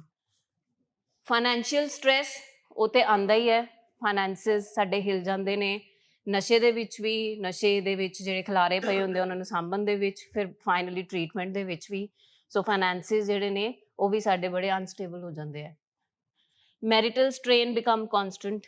ਇੱਕ ਜਿਹੜਾ ਮੈਰਿਟਲ ਸਾਡਾ ਕਨਫਲਿਕਟ ਹੈ ਉਹ ਹਮੇਸ਼ਾ ਇੱਕ ਰਹਿੰਦਾ ਹੈ ਕਿ ਹਾਂ ਵੀ ਸਾਡੇ ਵਿੱਚ ਦੁਵਿਧਾ ਰਹਿੰਦੀ ਹੈ, ਮੈਂ ਰਵਾਂ ਕਿ ਮੈਂ ਛੱਡ ਕੇ ਚਲੀ ਜਾਵਾਂ। ਸੋ ਜਿਹੜੀ ਮੈਰਿਟਲ ਸਾਡਾ ਇੱਕ এনवायरमेंट ਵੀ ਹੁੰਦਾ, ਇੱਕ ਰਿਸ਼ਤਾ ਹੁੰਦਾ ਹੈ ਨਾ ਮੈਰਿਜ ਵਾਲਾ ਵੀ, ਉਹ ਹਮੇਸ਼ਾ ਇੱਕ ਦੁਵਿਧਾ ਵਾਲਾ ਰਹਿੰਦਾ ਹੈ। ਅਸੀਂ ਸੋਚਦੇ ਰਹਿੰਦੇ ਹਾਂ ਯਾਰ ਮੈਂ ਬੱਚਿਆਂ ਦੀ ਟੇਕ ਕੇਅਰ ਕਰਾਂ, ਮੈਂ ਇਹਦੀ ਕਰਾਂ, ਤੇ ਮੈਂ ਰਵਾਂ ਕਿਉਂ, ਮੈਂ ਚਲੀ ਜਾਵਾਂ। ਸੋ ਇਹ ਸਾਰੀਆਂ ਚੀਜ਼ਾਂ ਅਸੀਂ ਦੇਖਦੇ ਹਾਂ ਕਿ ਜਿਹੜਾ ਸਾਡਾ ਫੈਮਿਲੀ ਜਿਹੜਾ ਸਟਰਕਚਰ ਹੈ ਉਹ ਬਿਲਕੁਲ ਕੋਲੈਪਸ ਹੋ ਜਾਂਦਾ ਹੈ।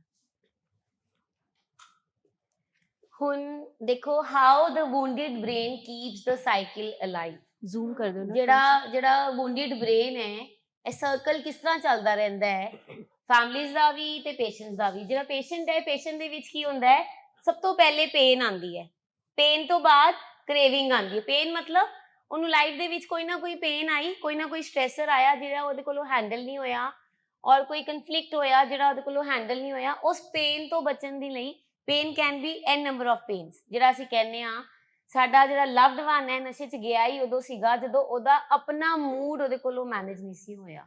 ਉਹ ਜਿਹੜੀ ਪੇਨ ਸੀਗੀ ਆਪਣੇ ਮੂਡ ਦੀ, ਇਨ ਐਨੀ ਫਾਰਮ, ਕੋਈ ਗਰੀਫ ਸੀ, ਕੋਈ ਜੌਬ ਨਹੀਂ ਮਿਲੀ, ਕੋਈ ਗਰਲਫ੍ਰੈਂਡ ਛੱਡ ਕੇ ਚਲੀ ਗਈ, ਕੋਈ ਸ਼ਾਦੀ ਆਪਣੇ ਹਿਸਾਬ ਨਾਲ ਨਹੀਂ ਹੋਈ, ਐਨੀ ਕਾਈਂਡ ਆਫ ਸਟ੍ਰੈਸਰ, ਪੜ੍ਹਾਈ ਆਪਣੇ ਹਿਸਾਬ ਨਾਲ ਨਹੀਂ ਹੋਈ, ਉਹ ਪੇਨ ਦੇ ਕਰਕੇ ਅੰਦਰ ਕ੍ਰੇਵਿੰਗਸ ਆਣੀ ਸ਼ੁਰੂ ਹੋਈ, ਤਲਬ ਆਈ। ਉਸ ਤਲਬ ਨੂੰ ਪੂਰਾ ਕਰਨ ਲਈ, ਉਸ ਤਲਬ ਦੇ ਉੱਪਰ ਅਸੀਂ ਐਕਸ਼ਨ ਕਰਤਾ, ਮਤਲਬ ਯੂਜ਼ ਕਰ ਲਿਆ ਐਡਿਕਸ਼ਨ ਨੂੰ। ਐਂਡ ਜਦੋਂ ਐਡਿਕਸ਼ਨ ਯੂਜ਼ ਕਰ ਲਈ ਉਸ ਤੋਂ ਬਾਅਦ ਕੀ ਆਇਆ, ਫਿਰ ਗਿਲਟ ਆਈ, ਇਹ ਕੀ ਕਰ ਲਿਆ ਮੈਂ, ਮੈਨੂੰ ਨਹੀਂ ਸੀ ਕਰਨਾ ਚਾਹੀਦਾ। ਉਹ ਗਿਲਟ ਹੁਣ ਇੰਨੀ ਜ਼ਿਆਦਾ ਹਾਵੀ ਹੋ ਗਈ ਹੈ ਕਿ ਮੈਂ ਕਿੱਥੇ ਫਸ ਗਿਆ, ਮੈਂ ਕਿੱਥੇ ਫਸ ਗਿਆ। ਅਸੀਂ ਦੁਬਾਰਾ ਉਸ ਸਰਕਲ ਦੇ ਵਿੱਚ ਫਿਰ ਪੇਨ, ਗਿਲਟ ਸਾਨੂੰ ਫਿਰ ਪੇਨ ਇੰਡਿਊਸ ਕਰਦੀ ਹੈ। ਕਿਸ ਤਰੀਕੇ ਨਾਲ ਕਿ ਹੁਣ ਜੇ ਮੇਰੇ ਕੋਲੋਂ ਹੋ ਗਿਆ ਹੈ, ਉਹ ਜਿਹੜੀ ਗਿਲਟ ਹੈ ਉਹਨੇ ਮੈਨੂੰ ਹੁਣ ਪੇਨ ਦੇਤੀ ਹੈ, ਹੁਣ ਮੈਂ ਕਿਸੇ ਦਾ ਸਾਹਮਣਾ ਕਿਸ ਤਰ੍ਹਾਂ ਕਰਾਂ। Why the nature of disease is relapsing. ਅਸੀਂ ਹਮੇਸ਼ਾ ਕਹਿੰਦੇ ਹਾਂ ਐਡਿਕਸ਼ਨ ਇੱਕ ਇਹੋ ਜਿਹੀ ਬਿਮਾਰੀ ਹੈ ਜਿਹਦੀ ਨੇਚਰ ਹੈ ਰਿਲੈਪਸਿੰਗ ਹੈ, ਬਾਰ-ਬਾਰ ਰਿਲੈਪਸ ਹੁੰਦੇ ਹਾਂ, ਜਾਂ ਕਿਸੇ ਮੈਂਟਲ ਹੈਲਥ ਇਸ਼ੂ ਦੇ ਵਿੱਚ ਵੀ ਬਾਰ-ਬਾਰ ਰਿਲੈਪਸ ਹੁੰਦੇ ਹਾਂ। ਕਿਉਂ? ਕਿਉਂਕਿ ਜਦੋਂ ਸਾਡੇ ਕੋਲੋਂ ਇੱਕ ਵਿੱਚੋਂ ਵੀਕ ਐਕਸ਼ਨ ਹੋ ਜਾਂਦਾ ਹੈ, ਜਿਹੜੀ ਸਾਡੀ ਪੇਨ ਹੈ ਸਾਨੂੰ ਯੂਜ਼ ਕਰਨ ਤੇ, ਕ੍ਰੇਵਿੰਗ ਆਉਂਦੀ ਹੈ ਯੂਜ਼ ਕਰਨ ਤੇ ਸਾਨੂੰ ਮਜਬੂਰ ਕਰ ਦਿੰਦੀ ਹੈ, ਔਰ ਜਦੋਂ ਵੀਕ ਐਕਸ਼ਨ ਹੁੰਦਾ ਉਹ ਜਿਹੜੀ ਗਿਲਟ ਹੈ ਨਾ ਉਹ ਦੁਬਾਰਾ ਪੇਨ 'ਚ ਲੈ ਜਾਂਦੀ। ਕਿਸ ਤਰੀਕੇ ਨਾਲ? ਸਾਨੂੰ ਕਦੀ ਫੈਮਲੀਜ਼ ਕੁਝ ਕਹਿ ਦਿੰਦੀ ਹੈ, ਕਦੀ ਸਾਨੂੰ ਆਪਣੇ ਅੰਦਰ ਇੰਨੀ ਜ਼ਿਆਦਾ ਪੇਨ ਹੁੰਦੀ ਹੈ ਕਿ ਮੈਂ ਫੇਰ ਠੀਕ ਨਹੀਂ ਹੋ ਪਾਇਆ, ਮੈਂ ਫੇਰ ਨਹੀਂ ਨਿਕਲ ਪਾਇਆ, ਔਰ ਇਹ ਸਰਕਲ ਇਸ ਤਰ੍ਹਾਂ ਜਿਹੜਾ ਵੂੰਡ ਹੈ ਚੱਲਦਾ ਰਹਿੰਦਾ ਹੈ, ਖਤਮ ਹੀ ਨਹੀਂ ਹੁੰਦਾ, ਇੱਕ ਵਿਸ਼ੀਅਸ ਸਾਈਕਲ ਦੇ ਵਿੱਚ ਫਸਦੇ ਹਾਂ। ਇਸੇ ਤਰੀਕੇ ਦੇ ਨਾਲ ਜਿਹੜੀ ਫੈਮਲੀਜ਼ ਹੈ ਉਹਨਾਂ ਦੀ ਕੀ ਹੁੰਦੀ ਹੈ, ਫੈਮਲੀਜ਼ ਨੂੰ ਇਨੀਸ਼ੀਅਲੀ ਥੋੜੀ ਜਿਹੀ ਹੋਪ ਹੁੰਦੀ ਹੈ ਕਿ ਹਾਂ ਕੋਈ ਗੱਲ ਨਹੀਂ, ਮੈਂ ਕਿਸੇ ਨਾ ਕਿਸੇ ਤਰੀਕੇ ਨਾਲ ਠੀਕ ਕਰ ਲੈਣਾ, ਮੈਂ ਕਿਸੇ ਨਾ ਕਿਸੇ ਤਰੀਕੇ ਨਾਲ ਆਪਣੇ ਲਵਡ ਵਨ ਨੂੰ ਮੈਨੇਜ ਕਰ ਲੈਣਾ ਹੈ। ਪਰ ਹੋਪ ਤੋਂ ਬਾਅਦ ਉਹਨੂੰ ਫੈਮਲੀ ਨੂੰ ਡਿਸਅਪੁਆਇੰਟਮੈਂਟ ਆਉਂਦੀ ਹੈ ਜਦੋਂ ਉਹਨਾਂ ਦੀ ਹੋਪ ਸ਼ੈਟਰਡ ਹੁੰਦੀ ਹੈ। ਜਿਵੇਂ ਫॉर ਐਗਜ਼ਾਮਪਲ ਸਾਡੇ ਲਵਡ ਵਨਸ ਕਹਿੰਦੇ ਹੈ ਕਿ ਤੁਹਾਨੂੰ ਨਾ ਐਵੇਂ ਕਿਸੇ ਨੇ ਕਹਿਤਾ ਕਿ ਮੈਂ ਨਸ਼ਾ ਕਰਦਾ, ਚਲੋ ਆਓ ਅਸੀਂ ਘੁੰਮ ਕੇ ਆਈਏ ਕਿਤੇ। ਨਸ਼ਾ ਕਰਨ ਵਾਲਾ ਬੰਦਾ ਤੇ ਇੱਕ ਦਿਨ ਵੀ ਨਹੀਂ ਰਹਿ ਸਕਦਾ। ਅਸੀਂ ਚੱਲਦੇ ਹਾਂ 20-25 ਦਿਨ ਵਾਸਤੇ ਕਿਸੇ ਵਕੇਸ਼ਨ ਤੇ ਹੋ ਕੇ ਆਉਂਦੇ ਹਾਂ, ਫੈਮਲੀ ਨੂੰ ਹੋਪ ਹੋ ਜਾਂਦੀ ਹੈ ਯੈਸ ਇਹਦਾ ਮਤਲਬ ਹੈ ਸਾਡਾ ਬੱਚਾ ਨਹੀਂ ਕਰਦਾ, 20 ਦਿਨ ਬੜੇ ਅੱਛੇ ਤਰੀਕੇ ਨਾਲ ਰਹਿ ਕੇ ਆਇਆ ਹੈ। ਪਰ ਜਿਵੇਂ ਘਰ ਆਉਂਦੇ ਹੋ ਫਿਰ ਸਾਰੇ ਸਿੰਪਟਮ, ਫਿਰ ਸਾਰੇ ਬਿਹੇਵੀਅਰ ਆਉਂਦੇ ਹੈ, ਡਿਸਅਪੁਆਇੰਟਮੈਂਟ ਆ ਜਾਂਦੀ ਹੈ ਫੈਮਲੀ ਦੇ ਅੰਦਰ। ਉਹ ਡਿਸਅਪੁਆਇੰਟਡ ਹੋ ਜਾਂਦੇ ਹੈ ਕਿ ਹਰ ਵਾਰੀ ਵਾਅਦਾ ਕਰਦਾ ਹੈ, ਬਿਮਾਰੀ ਬਹੁਤ ਵਾਅਦੇ ਕਰਾਉਂਦੀ ਹੈ, ਹਰ ਵਾਰੀ ਵਾਅਦਾ ਕਰਾਉਂਦਾ ਹੈ ਫਿਰ ਵਾਅਦਾ ਤੋੜ ਦਿੰਦਾ ਹੈ। ਡਿਸਅਪੁਆਇੰਟਮੈਂਟ ਤੋਂ ਬਾਅਦ ਆਉਂਦਾ ਹੈ ਐਂਗਰ, ਜਿਹੜੀ ਫੈਮਲੀ ਦੇ ਅੰਦਰ ਗੁੱਸਾ ਹੁੰਦਾ ਹੈ ਕਿ ਇਹ ਪਤਾ ਨਹੀਂ ਠੀਕ ਕਿਉਂ ਨਹੀਂ ਹੋ ਰਿਹਾ, ਇੰਨਾ ਕੁਝ ਕਰ ਲਿਆ, ਐਨ ਨੰਬਰ ਆਫ ਟ੍ਰੀਟਮੈਂਟਸ ਕਰ ਲਏ, ਇਹ ਠੀਕ ਕਿਉਂ ਨਹੀਂ ਹੋ ਰਿਹਾ। ਕੱਲ ਅਸੀਂ ਕਿਸੇ ਪੇਸ਼ੈਂਟ ਦੀ ਫਾਈਲ ਦੇਖ ਰਹੇ ਸੀ, 9 ਟ੍ਰੀਟਮੈਂਟਸ ਕਰਾਏ ਸੀ ਉਹਨਾਂ ਨੇ। After 9 treatment 10th time they have come to us ਕਿ 9 ਟ੍ਰੀਟਮੈਂਟ ਕਰਾ ਲਏ ਤਦ ਵੀ ਨਹੀਂ ਠੀਕ ਹੋਇਆ। ਉਸ ਤੋਂ ਬਾਅਦ ਉਹ ਜਿਹੜਾ ਗੁੱਸਾ ਹੁੰਦਾ ਹੈ, ਗੁੱਸੇ ਤੋਂ ਬਾਅਦ ਰਿਗਰੈਟ ਆਉਂਦੀ ਹੈ ਕਿ ਮੈਂ ਗੁੱਸਾ ਕਿਉਂ ਕਰਤਾ, ਹੈਗੀ ਤੇ ਬਿਮਾਰੀ ਸੀ ਨਾ। ਮੈਨੂੰ ਤੇ ਕਾਉਂਸਲਰਸ ਨੇ, ਥੈਰੇਪਿਸਟ ਨੇ ਸਮਝਾਇਆ ਸੀ ਕਿ ਲਵਡ ਵਨ ਤੇ ਗੁੱਸਾ ਨਹੀਂ ਕਰਨਾ, ਇਹ ਬਿਮਾਰੀ ਦਾ ਪਾਰਟ ਹੈ। ਉਹ ਰਿਗਰੈਟ ਫਿਰ ਕਿਤੇ ਨਾ ਕਿਤੇ ਹੋਪ ਲੈ ਕੇ ਆਉਂਦੀ ਹੈ, ਪਰ ਉਹ ਫਿਰ ਡਿਸਪਾਇੰਟਮੈਂਟ ਦੇ ਵਿੱਚ ਹੁੰਦੀ ਹੈ ਔਰ ਅਸੀਂ ਐਸੀ ਵਿਸ਼ੀਅਸ ਸਾਈਕਲ ਦੇ ਵਿੱਚ ਫਸਦੇ ਰਹਿੰਦੇ ਹਾਂ। ਇਸ ਤਰੀਕੇ ਨਾਲ ਅਸੀਂ ਵੂੰਡਡ ਹੁੰਦੇ ਹਾਂ। ਫੈਮਲੀਜ਼ ਦੇ ਆਪਣੇ ਵੂੰਡ ਹੈ, ਲਵਡ ਵਨ ਦੇ ਆਪਣੇ ਵੂੰਡਸ ਹੈ ਜਿਹੜੇ ਦਿਖ ਨਹੀਂ ਰਹੇ। ਸਾਨੂੰ ਪਤਾ ਹੈ ਕਿਤੇ ਨਾ ਕਿਤੇ, ਬਟ ਅਸੀਂ I am using the word, ਅਸੀਂ ਐਕਨੋਲੇਜ ਨਹੀਂ ਕਰ ਰਹੇ ਉਸ ਚੀਜ਼ ਨੂੰ, ਅਸੀਂ ਵੈਲੀਡੇਟ ਨਹੀਂ ਕਰ ਰਹੇ ਆਪਣੀ ਇਮੋਸ਼ਨਸ ਨੂੰ। ਲਵਡ ਵਨਸ ਨੂੰ ਵੀ ਪਤਾ ਹੈ they want to come out of this vicious cycle of addiction, they want to have that recovery. ਅੰਦਰ ਵਿਲ ਪਈ ਹੈ ਕਿਤੇ ਪਰ ਦਬੀ ਹੋਈ ਹੈ।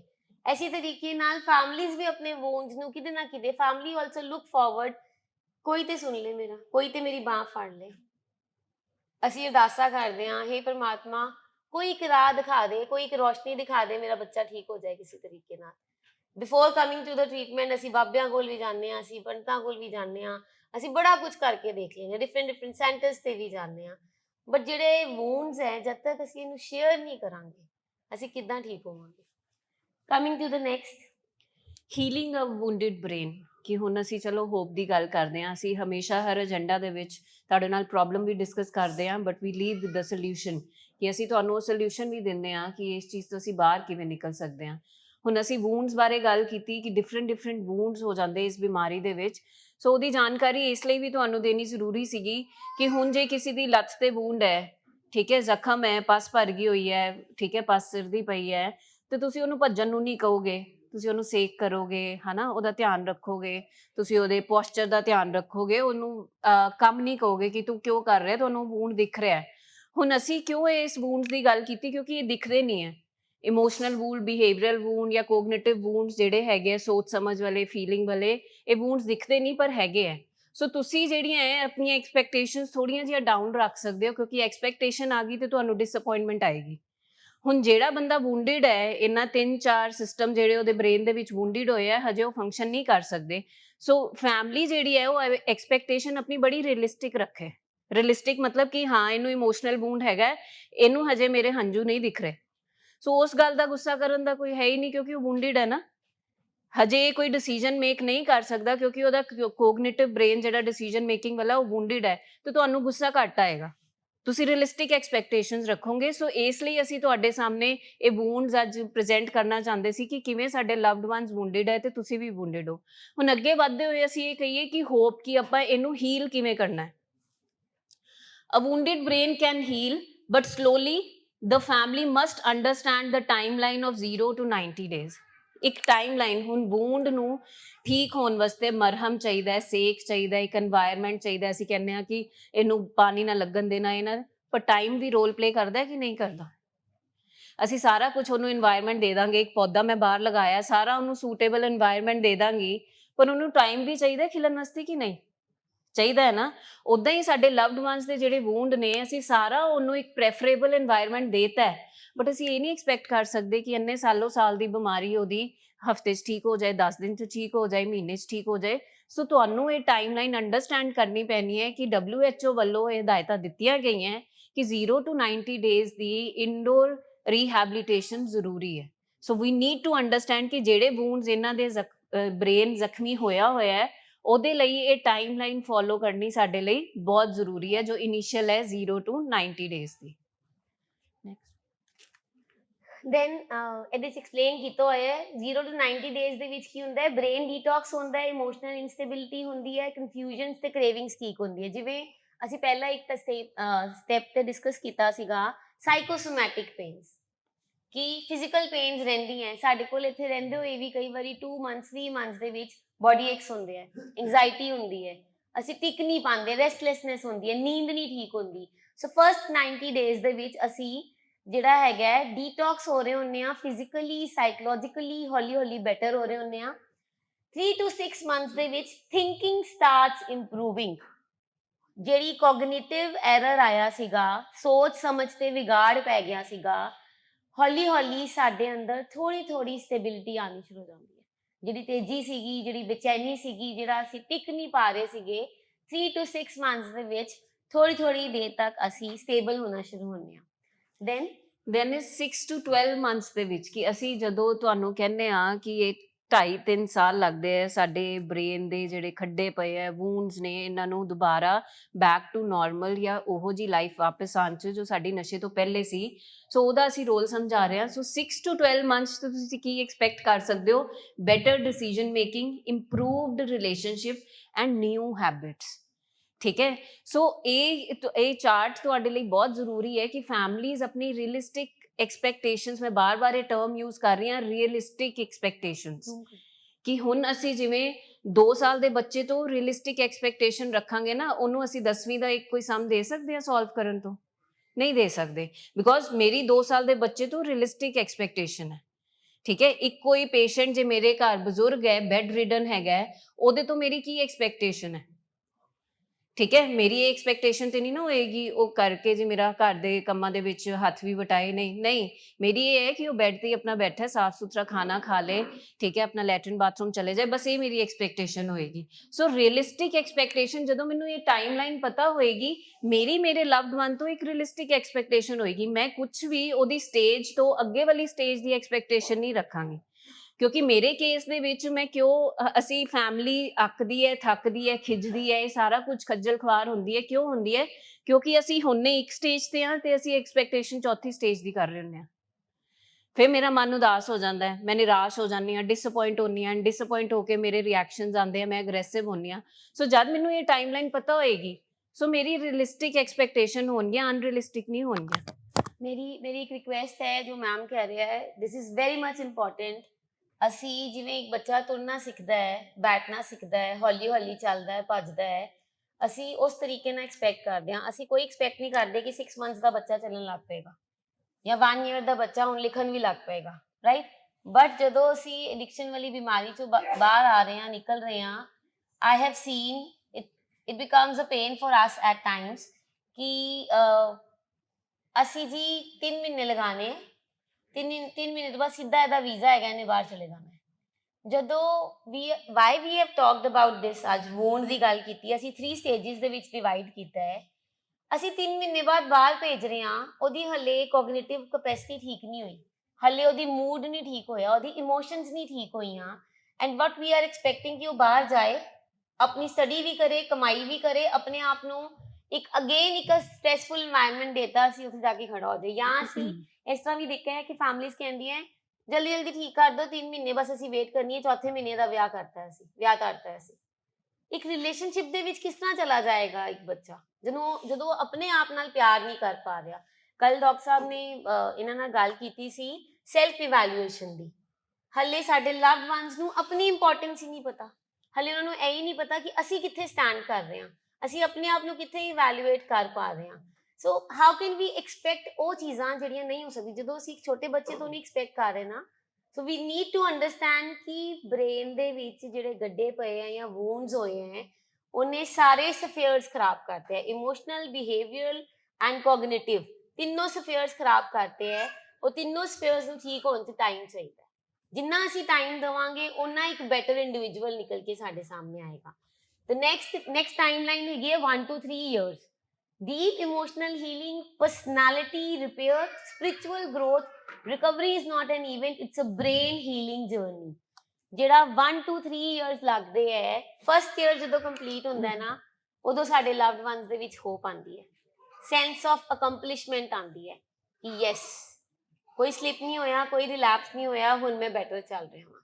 ਫਿਰ ਸੈਕੰਡ ਈਅਰ ਆਉਂਦਾ ਹੈ, ਫਿਰ ਥਰਡ ਈਅਰ ਆਉਂਦਾ ਹੈ, ਫਿਰ ਇਨਰ ਸੈਲਫ ਦੇ ਨਾਲ ਕਨੈਕਸ਼ਨ ਆਉਂਦਾ ਹੈ, ਇੱਕ ਸਪਿਰਿਚੁਅਲ ਗਰੋਥ ਆਉਂਦੀ ਹੈ, ਜਿਹੜੀ ਕਾਮਨੈਸ ਹੈ, ਥੋੜੀ ਉਹ ਕਾਮਨੈਸ ਆਣੀ ਸ਼ੁਰੂ ਹੋ ਜਾਂਦੀ ਹੈ, ਅਸੀਂ ਸੋਚ ਸਮਝ ਸਕਦੇ ਹਾਂ, ਅਸੀਂ ਫੈਸਲੇ ਕਰ ਸਕਦੇ ਹਾਂ, ਐਂਡ ਹੌਲੀ ਹੌਲੀ ਜਿਹੜੀ ਹੈਗੀ ਹੈ ਸਾਡੀ ਰਿਕਵਰੀ ਦੀ ਜਰਨੀ ਸਮੂਥ ਹੋਣੀ ਸ਼ੁਰੂ ਹੋ ਜਾਂਦੀ ਹੈ।